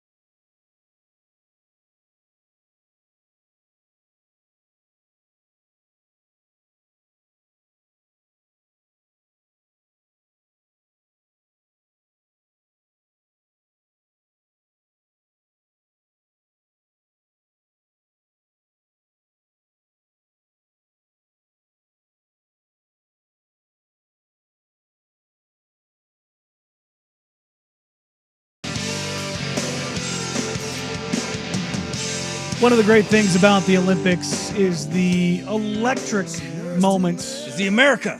And also perhaps the agony of another nation's defeat. Buddy. And never is that more on display than in the closing seconds of a sporting event where in a do-or-die situation, which the U.S. found themselves in the bronze medal match against Australia in the USA Women's Rugby Sevens. With 15 seconds to go, down 5, this is what we got. Ramsey across the face for Alex Cedric. All through Alex Cedric. Now just puts the foot down. Scott Cedric. She's got plenty of gas. Levi chasing. Levi trying to steam her down. Alex Cedric to tie this up. Levi still coming under the post. And the USA are going to have conversion to win the bronze medal. And the context is huge as the USA. Were they talking in a tin can? Yeah, pretty much. Yeah. It's either that or you get the audio from the international broadcast that were not in English. Oh. So what you heard was Team USA breaking free for a 94-yard scramble as time expires, which in rugby, when you score, it's when you get the try, it's where you put the ball down across the line where you have the opportunity to kick between for the go-ahead win here in this case. So we were down 5, Mm-hmm. 15 seconds to go, full field in front. Indeed. 94-yard house Housed. call. And she went right down the pipe. Just 2 cuts, little Reggie Bush, and gone. Nobody was catching she her. flattened one of those defenders. Yeah. Just bye. It wasn't the Maher gal who she Good is. Lord, she is a unit. She's a truck. Yeah. Did you see the stiff arm? stiff arm? Where she just, she Good just threw her. Lord. Yeah, it reminded me of like. It was Mike Allstott. It did look a little Mike Allstott. No, it was, I mean, upright, shoulders rolled, just, nah. Yeah, she does not have a cowboy collar, though. No. She Well, she kind of looks like one. yeah. She has one jacked. built in. And having Jason Kelsey be the face of women's rugby, Which is awesome. So Awesome. great. He's arm wrestling him. He is. I love Living that his we best have life. Flava Flav is the Water face polo. of women's water polo. Jason Kelsey has adopted the women's rugby team. This is what Snoop we is need. there for the women's Olympic gymnastics team. Well, and highlights. And everything else. His yeah. badminton highlights were electric the other night. Did you see that? Did you catch that clip? Yeah. Just He's like, fantastic oh, stuff. no, over here. Oh, no, over there. You can't not hear. I was. Oh, jeez. I lot of that. love Snoop Dogg. He is, in the fact that they're not going over the top with shoving him down our throats it's nice. Because that was going to be the slippery slope, is that less is more with Snoop. Have him there, the crowd shots of him. Sprinkle him in. Just having him like in the stands for things and showing Cheering on him. the women, That's great. the swim team. Yeah. They went for gold. It's great. It was great. That's what I need. Yeah. All right. Well, hey, way to go, women's rugby. The best finish that the U.S. Rugby team has ever had, men or women. Yeah, and the men were doo-doo. They were eliminated after their first 2 games. Well, they got a run. long way to go to catch up to those monsters from the islands. Yeah. I use islands New loosely, Zealand. as in like all of the islands. Yeah. The surfing guy yesterday giving the number one. The number one What a midair. picture. What a great picture. Just goes full send off the top of the wave. All-time picture. Oh, I am still just baffled that they're like, Tahiti. yeah. Hey, it's French. It is. It's a Yeah. French Polynesian island. Sure, we're gonna go there, but the Olympics have been they've been a great time filler. Jimmer Fredette is getting interviewed now for the U.S. men's 3-on-3 team. He's just jimmering all over the He place. may or may not have rim checked a layup while you're out there. Don't worry about that. There's nothing to see here. Why The didn't his USA NBA won. career work out? Well, he's got a great 3-on-3 career. He does. Go for the gold. There Let's you go. All right, coming up next, you were down in Eugene for Ducks Media Day. We'll go back and have you regale us with the sights and sounds and all the happenings down in the world of the Oregon Ducks. Coming up here in hour number 3 on Danny and Dusty, Danny the Fan.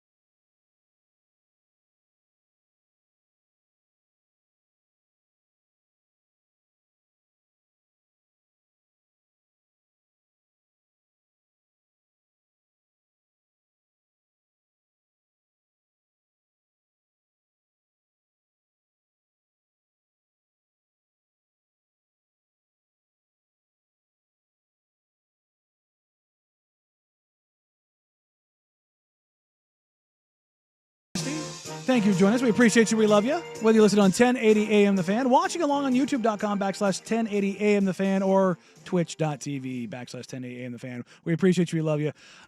We've had some mild technical difficulties on the stream today. Hopefully those are getting all ironed out. We should be good to go. Yeah, no, We've had some freezing. I may or may not have had my camera taken offline because I may or may not have been hiding bodies, but hey, that's neither here nor there.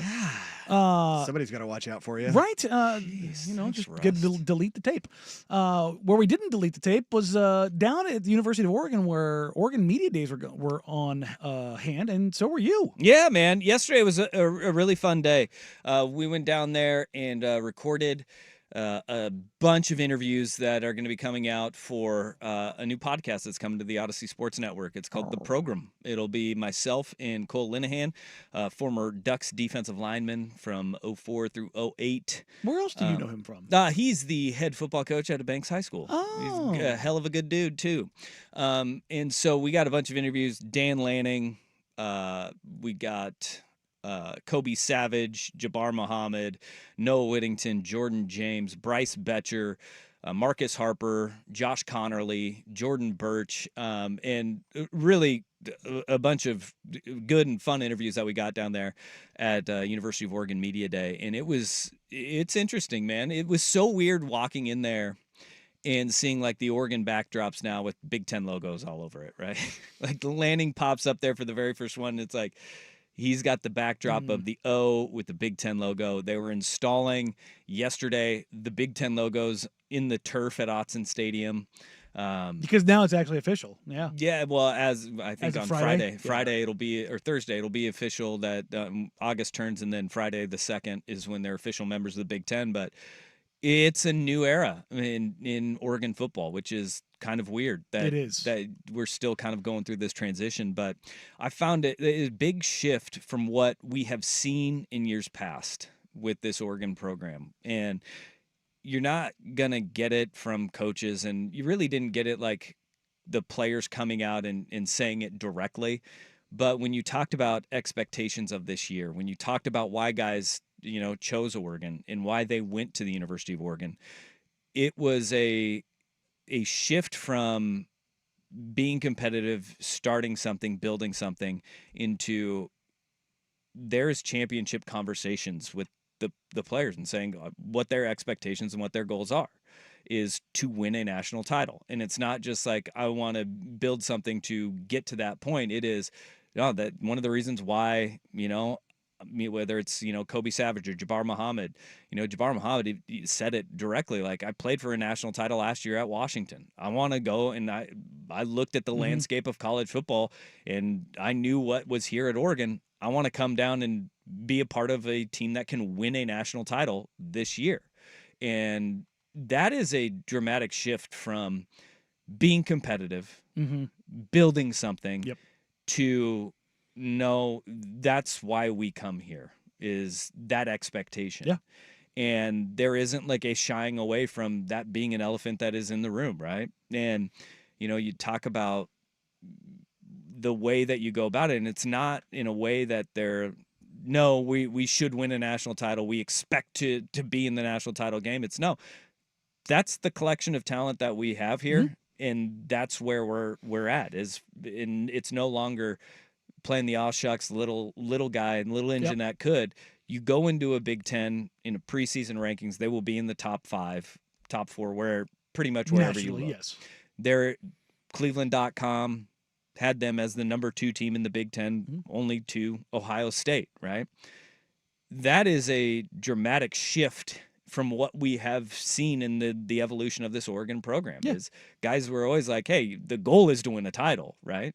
But it seems like there is this, I don't know if you want to call it a swagger about them, a confidence. It's not in a cocky way. No, we talked about this when you were gone, and I wanted to highlight this as I am avid Duck hater, and for 20 years I've been force-fed this. They're a national title contender, and they were always on the outside looking in. And you can say they made that run. It's like, sure, if everything breaks their way and everything goes their way, sure, okay. But they were always the next rung or the rung after that down. They were never on that tier.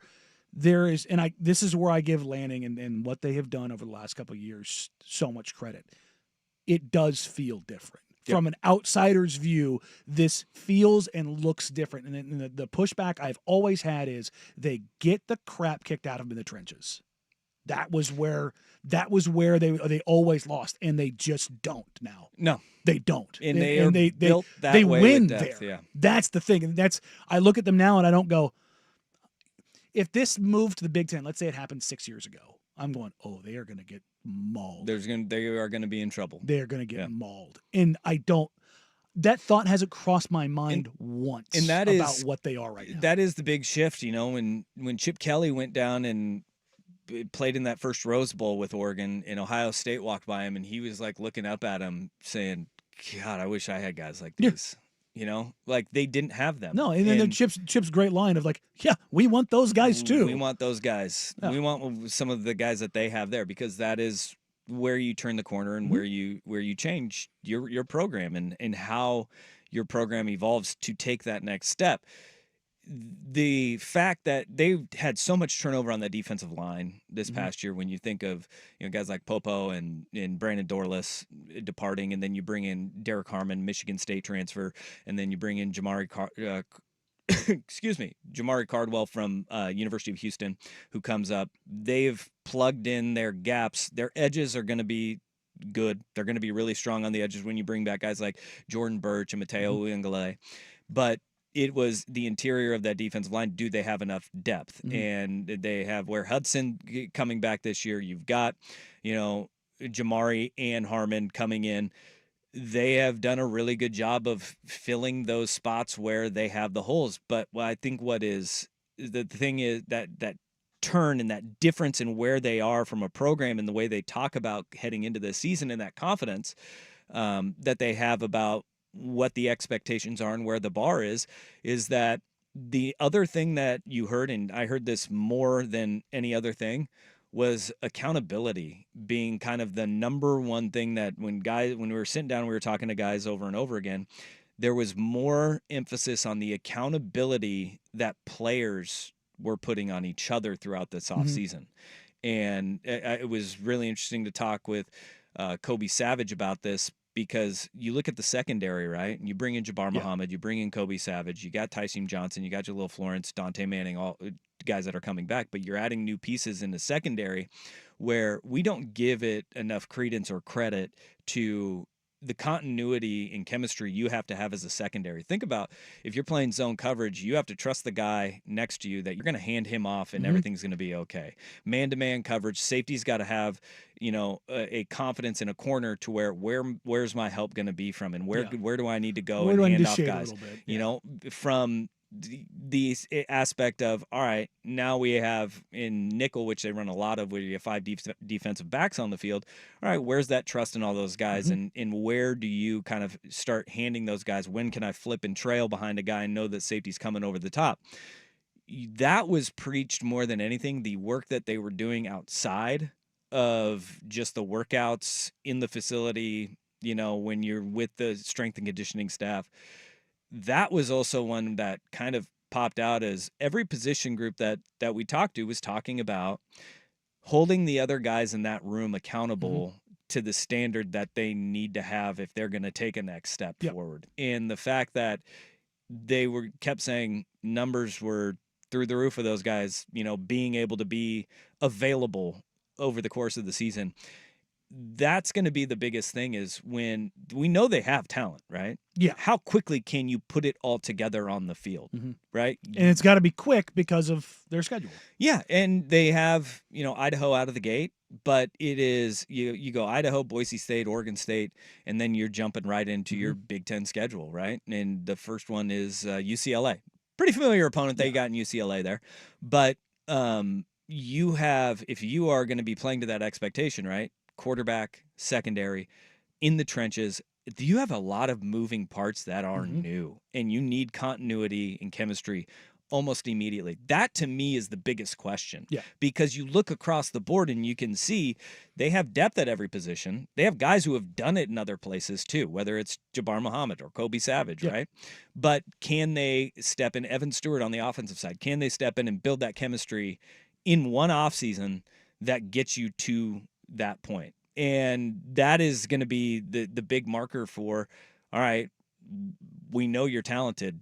Can it all come together on the field on Saturday afternoons? And that to me, the off-season work, hearing about the accountability, hearing about expectations, all of those things are great. But when the rubber meets the road, does that talent all work together? And how do those pieces look working together is going to be the big one that we won't know until you tee it up on, August 31st against Idaho. It's interesting when you talk about the opportunities or the challenges and opportunities for Oregon, that defensive front kind of being a little uncertain. It mirrors that of Ohio State, where their offensive line is, while they have a collection of talent, there's a lot of unproven in that offensive line. Sure. So it's kind of interesting when you look at both those programs who are vying for that Big Ten title, that their challenges that they're both facing are kind of the inverse. Yeah, and the defensive line, their edges are going to be, they're deep on the edges. I mean, and then you can add, not just Jordan Birch and Uyunglele, but if you want to put Branch on there on the outside and Winston on the outside, they're set there. Yeah, there's a lot interior, of concern of the interior linebacking core, where I sit there in the way that I see it when you have Jeffrey Bassa, who's Fiesta Bowl MVP, is on the Gursky watch list heading into this season. You have Bassa, Justin Jacobs, Bryce Betcher. All of those guys played really damn good football. Yeah. With Jacobs, it's can you stay healthy? Yes. I think the linebacking core is actually solid. Yeah, I it think was it's- that interior defensive tackle position that I think people had questions about, but Harmon and then Jamari, you bring those guys in and you're going, all right, you have built depth to go along with the young talent that you're hoping will pop this year. That is Brandon Dorless was so damn good. I think he was a guy that he got a lot of attention on that defense. I don't think he got enough for how good he was, because they played him inside, outside. He was a Band-Aid for kind of everything they did up front. He was really damn good. But it's an exciting time to be around the Oregon program. And it was definitely a shift in the way that they talk about how this season is presenting itself. It's going to be a fun thing to track as we get closer and closer to the football season, which is really, 3 weeks away? Yeah, man. We're a month. Well, it's a month away because tomorrow will be. It isn't the first game the 20. No. Is it? Oh, is No. it 27th? No, the first. Not the Ducks. I mean college football. No, oh yeah, yeah. College football, Yeah, isn't it? We're less than a month away. Yeah, I we're believe 3 the weeks away. 24th. Yeah, that's what I thought. Yeah. Yeah. Crazy. Yeah, and then the Ducks kick it off August 31st, 4:30, Idaho, Vandals. Who doesn't love a good vandal? Yeah. Boise State. There you go. Boise State and Yeah. Idaho. I don't think they even play each other anymore. No, though. I mean it's you know? kind of really big brother, little brother at this point. So, all right, coming up next, the Portland Trailblazers announced a new partnership that, it should open a few eyes. Coming up next here on Danny and Dusty, Today the Fan.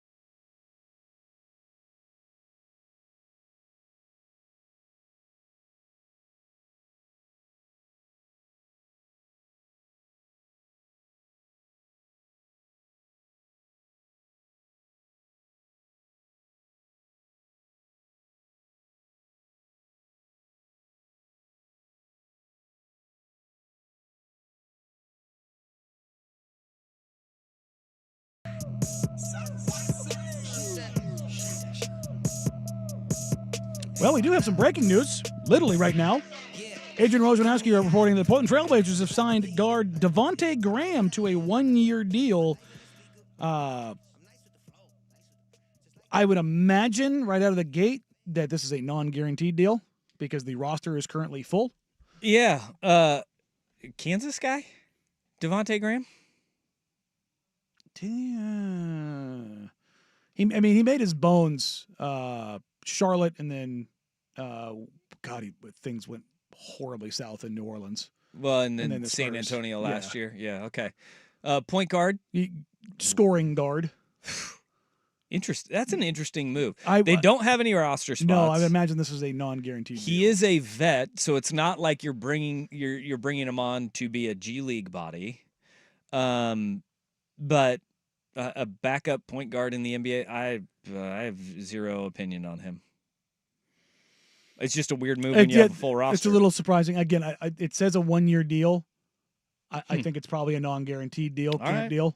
Okay. Hey, all right. It does not say how much money guaranteed or what type of contract it is, and that it's that light on details. That's my first thought. So in the next break, I will be efforting. Maybe it's sending Ant out of town. Yeah, that would be a surprise. Yeah. So, okay.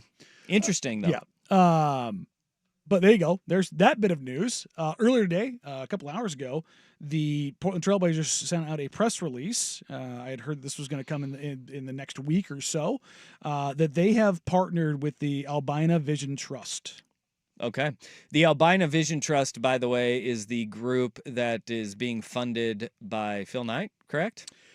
Yes. So, Phil and Penny Knight's family to revitalize the Albina district near Moda. Yes. If I believe it's 450 million, just short of $500 million. All right. Draw the lines of what you want here. I've talked to stakeholders with the Trailblazers about this exact project over when I was down in Las Vegas, and it was one of the things that I brought up when I was told what was coming down the pipe. And I asked numerous questions about a potential sale and was told that there's nothing there, but this is just interested parties working towards something that's good for everyone. Okay. The thing here that's worth highlighting is the very specific language of the things they hope to accomplish. Jumptown's coming. 4 things.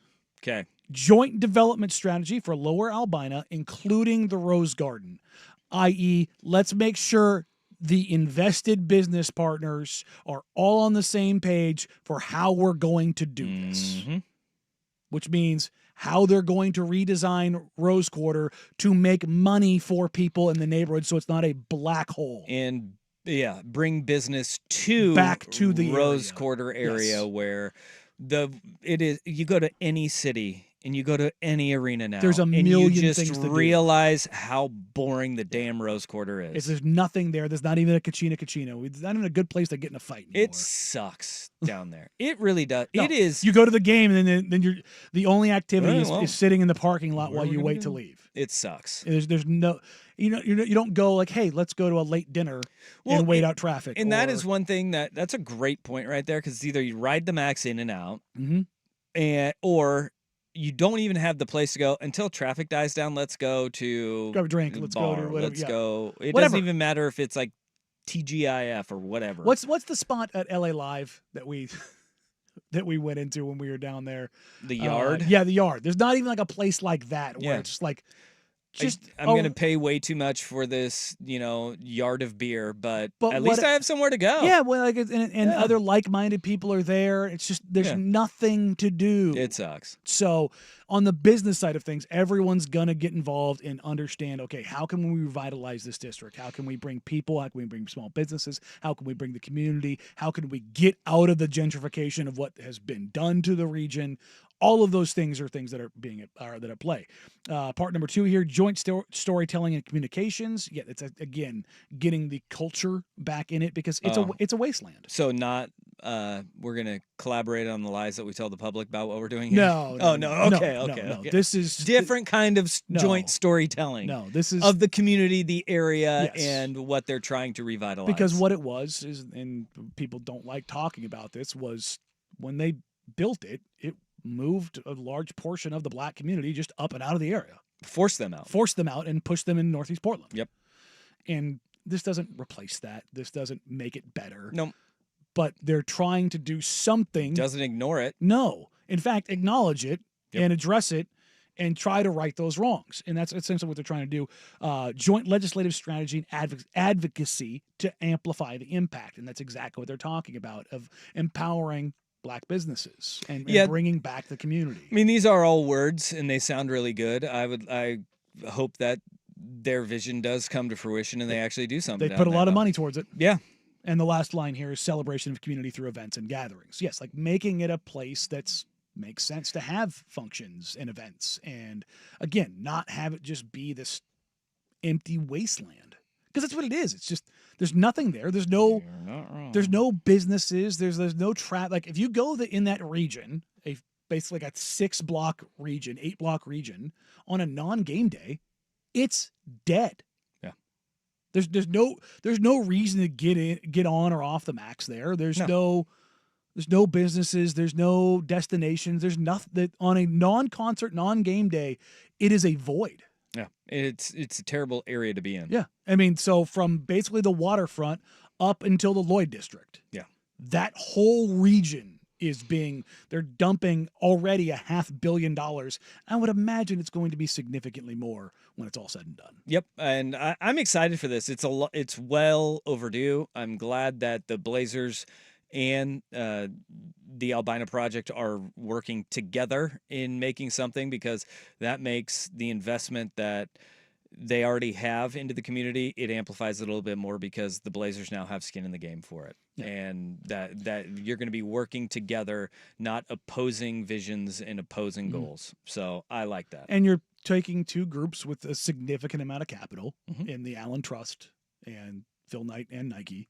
Phil and Penny Knight and Nike in their substantial equity. Yeah. And you're addressing an issue in the city. Yep. So hopefully something good comes out of this. I am more positive in this vein than I am not. As much as I'm pessimistic on so many things, I'm mildly optimistic as to the possible outcome here. Yeah. Because I think both parties actually do give a damn about what this turns into. I think they absolutely give a damn about Even if you want to be the most evil person, for the most selfish reasons, it matters for them to have it turn out better. No doubt about it. So, all right, coming up next, MLB trade deadline is up in 26 minutes. We'll hit all the major news notes and stories up and down Major League Baseball. But first, here's the Big Kahuna with the Sports Center update. Now, from the Fan Sports Desk, a Sports Center update on 1080 The Fan. Jeff Rust here with your Sports Center update. First on the Fan, men's basketball pool play continued earlier today in Paris. Spain were 84-77 winners over Greece despite 27 points and 11 boards from Giannis Antetokounmpo. RJ Barrett with 24 points. That led Canada's 93-83 win over Australia. And Victor Wembanyama scored 8 of France's 10 overtime points as they survived a scare from Japan 94-90. Germany finished off Brazil 86-73, 20 points for Dennis Schroeder. Major League Baseball trade deadline coming up at the top of the hour. After trading for two-time All-Star Justin Turner yesterday, another deal for the Mariners today, acquiring right-handed pitcher J.T. Chargois from the Marlins for right-handed pitcher Will Schomburg. Those Mariners and Red Sox back at it this afternoon. 4:10 first pitch on Root Sports. Luis Castillo on the bump for Seattle. James Paxton making his Boston debut. The Mariners and Astros in a virtual tie for the American League West lead. Oregon's Johnny Cornelius has been named to the Outland Trophy preseason watch list given to the nation's top interior linemen. Plus, linebacker Jeff Bossa and defensive back Jabbar Muhammad are on the preseason watch list for the Bronco Nagurski Trophy for the top defensive player. And ESPN's Adrian Wojnarowski reporting the Blazers have signed free agent guard Devontae Graham to a one-year deal. More sports scores and stories in 30 minutes. I'm Jeff Rust at the Fan Sports Desk. Listen live or on demand on the Odyssey app, the Fan's desktop player, or tell your smart speaker to play 1080 The Fan. The inside story on the Blazers, Ducks, and Beavers. Danny and Dusty. Weekdays noon to 3 on the Odyssey app and 1080 The Fan.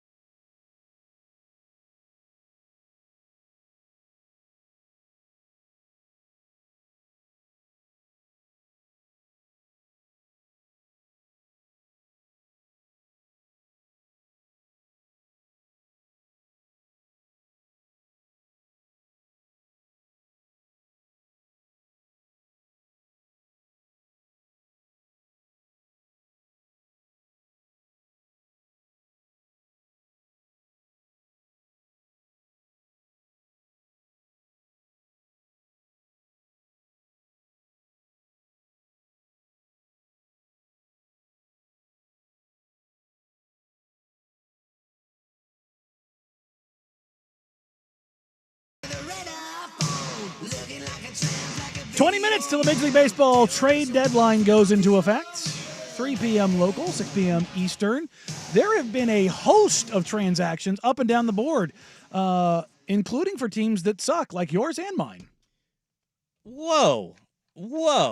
Teams that suck? I mean, yeah, they do. What do you mean? Division leading Houston Astros? Is that the team that you're talking how about? many do you lead by right now? Doesn't matter. As of today? Not of right 7 now? games out of first place. Is that what it is? Yeah.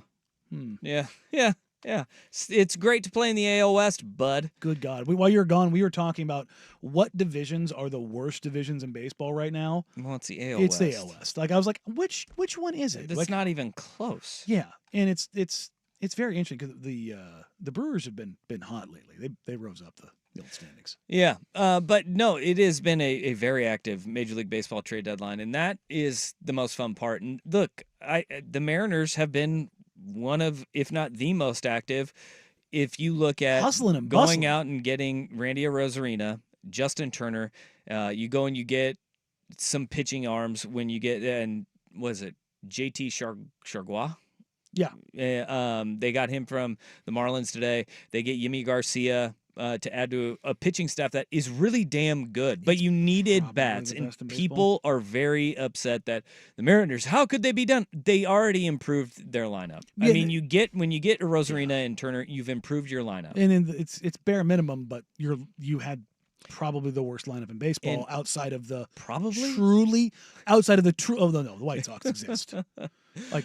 The White Sox are great, and Ozzie Guillen laid into them about the trade deadline yesterday. They lost their 15th in a row yesterday, and they go on their NBC Sports Chicago post-game show, and Ozzie Guillen is like, I hear these guys talking about like getting traded, and we're talking about the trade deadline coming up.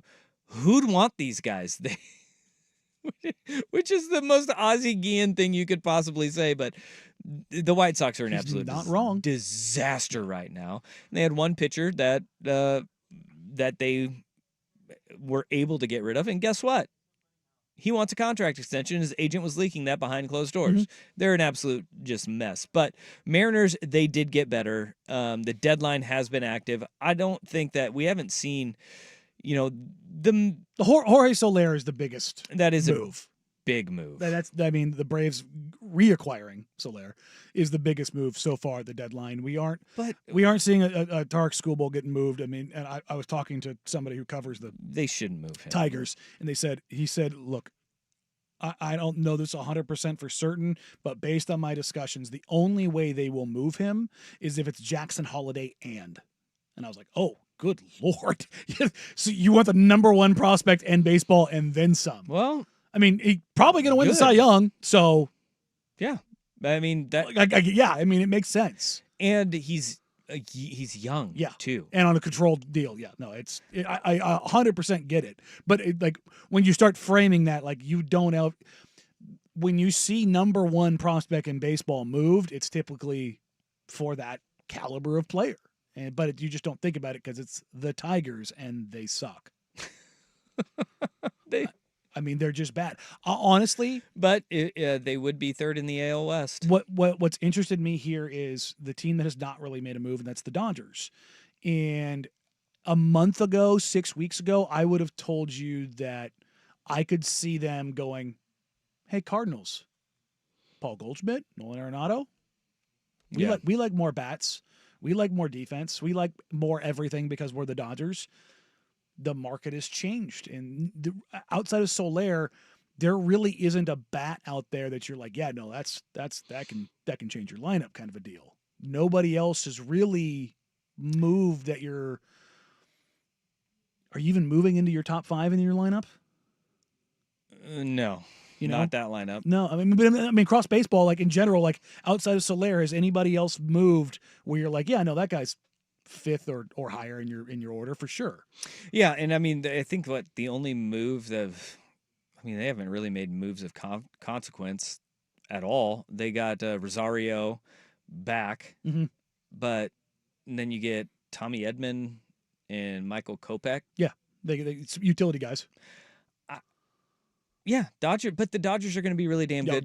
Their whole thing is health, and if their pitching staff ever gets healthy, which is hilarious because they traded for Tommy Edman, who's always hurt. But like, what are they going to do with Dustin May out? You have Clayton Kershaw just coming back. Otani's not going to pitch for you this year. Like, their rotation has just been littered with injuries throughout, significant injuries. If they can get back in any semblance of health anytime soon, Joe Kelly matters for them right now. Joe Kelly, well, he always matters in the regular season. Yeah, you know, it's can he hang on in the postseason? We'll see. We'll see. We'll see. Great trade deadline, though. A lot of guys being moved and a lot of teams saying, we're going to push in. A lot of bullpen help. Go out. I mean, most of what the Mariners did, with the exception of Rosarena, he's the only one, I believe, who has more than a year and a half on his contract left. I think he's at 2.5 years. If I'm going off the top of my head, I believe that's the case. Most of it was rentals. Yimmy's a rental. But that's what the deadline is. Yeah, but get rid of the guys that are rentals and for the see if they Mariners, work out. they didn't give up their whole farm. It's not like they were out there just shelling everything out. No. So I guess they did. Did they make monster moves? No. But were there monster moves to be made? I think I'm at the no. And look, the one that everybody was kind of hoping for was Vladimir Guerrero Jr. Yes. And look, Vladdy and Julio in Seattle would have been electric. And maybe, who knows, come winter meetings, they revisit that. It doesn't sound like he's going to be moved, though, and the Mariners do sound like they are done. Yeah. At the deadline. Deadline is in 13 minutes from now. So, all right, we'll put a nice little bow on today's show. Again, the Trailblazers making a little bit more news today. It's a little Trailblazer day. We'll touch on Devontae Graham being signed by the Portland Trailblazers here coming up next as we wrap today's show here on Danny and Dusty, 1080 The Fan.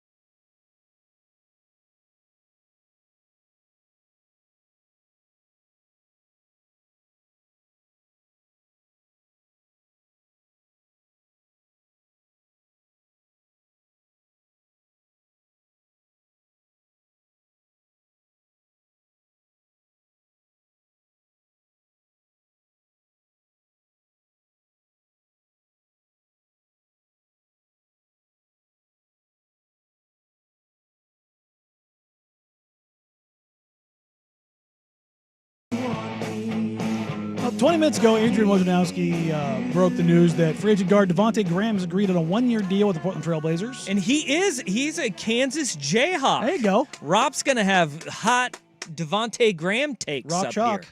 He is, how does this work? The Blazers roster is full, so it's very easy to make the assumption that wink, wink, nod, nod, that 1-year deal is a camp deal. All right. Okay, good. So, well, okay.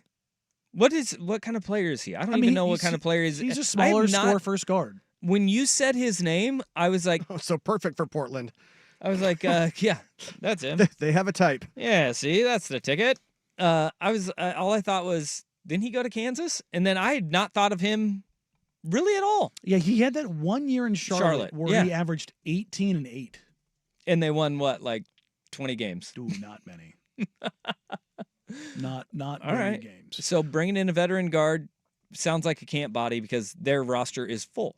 Yeah, full. So all right.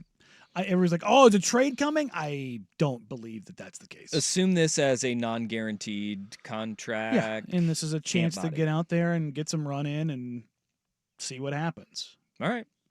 Well, there you good. go. So it wasn't the big deal that we were waiting for. No.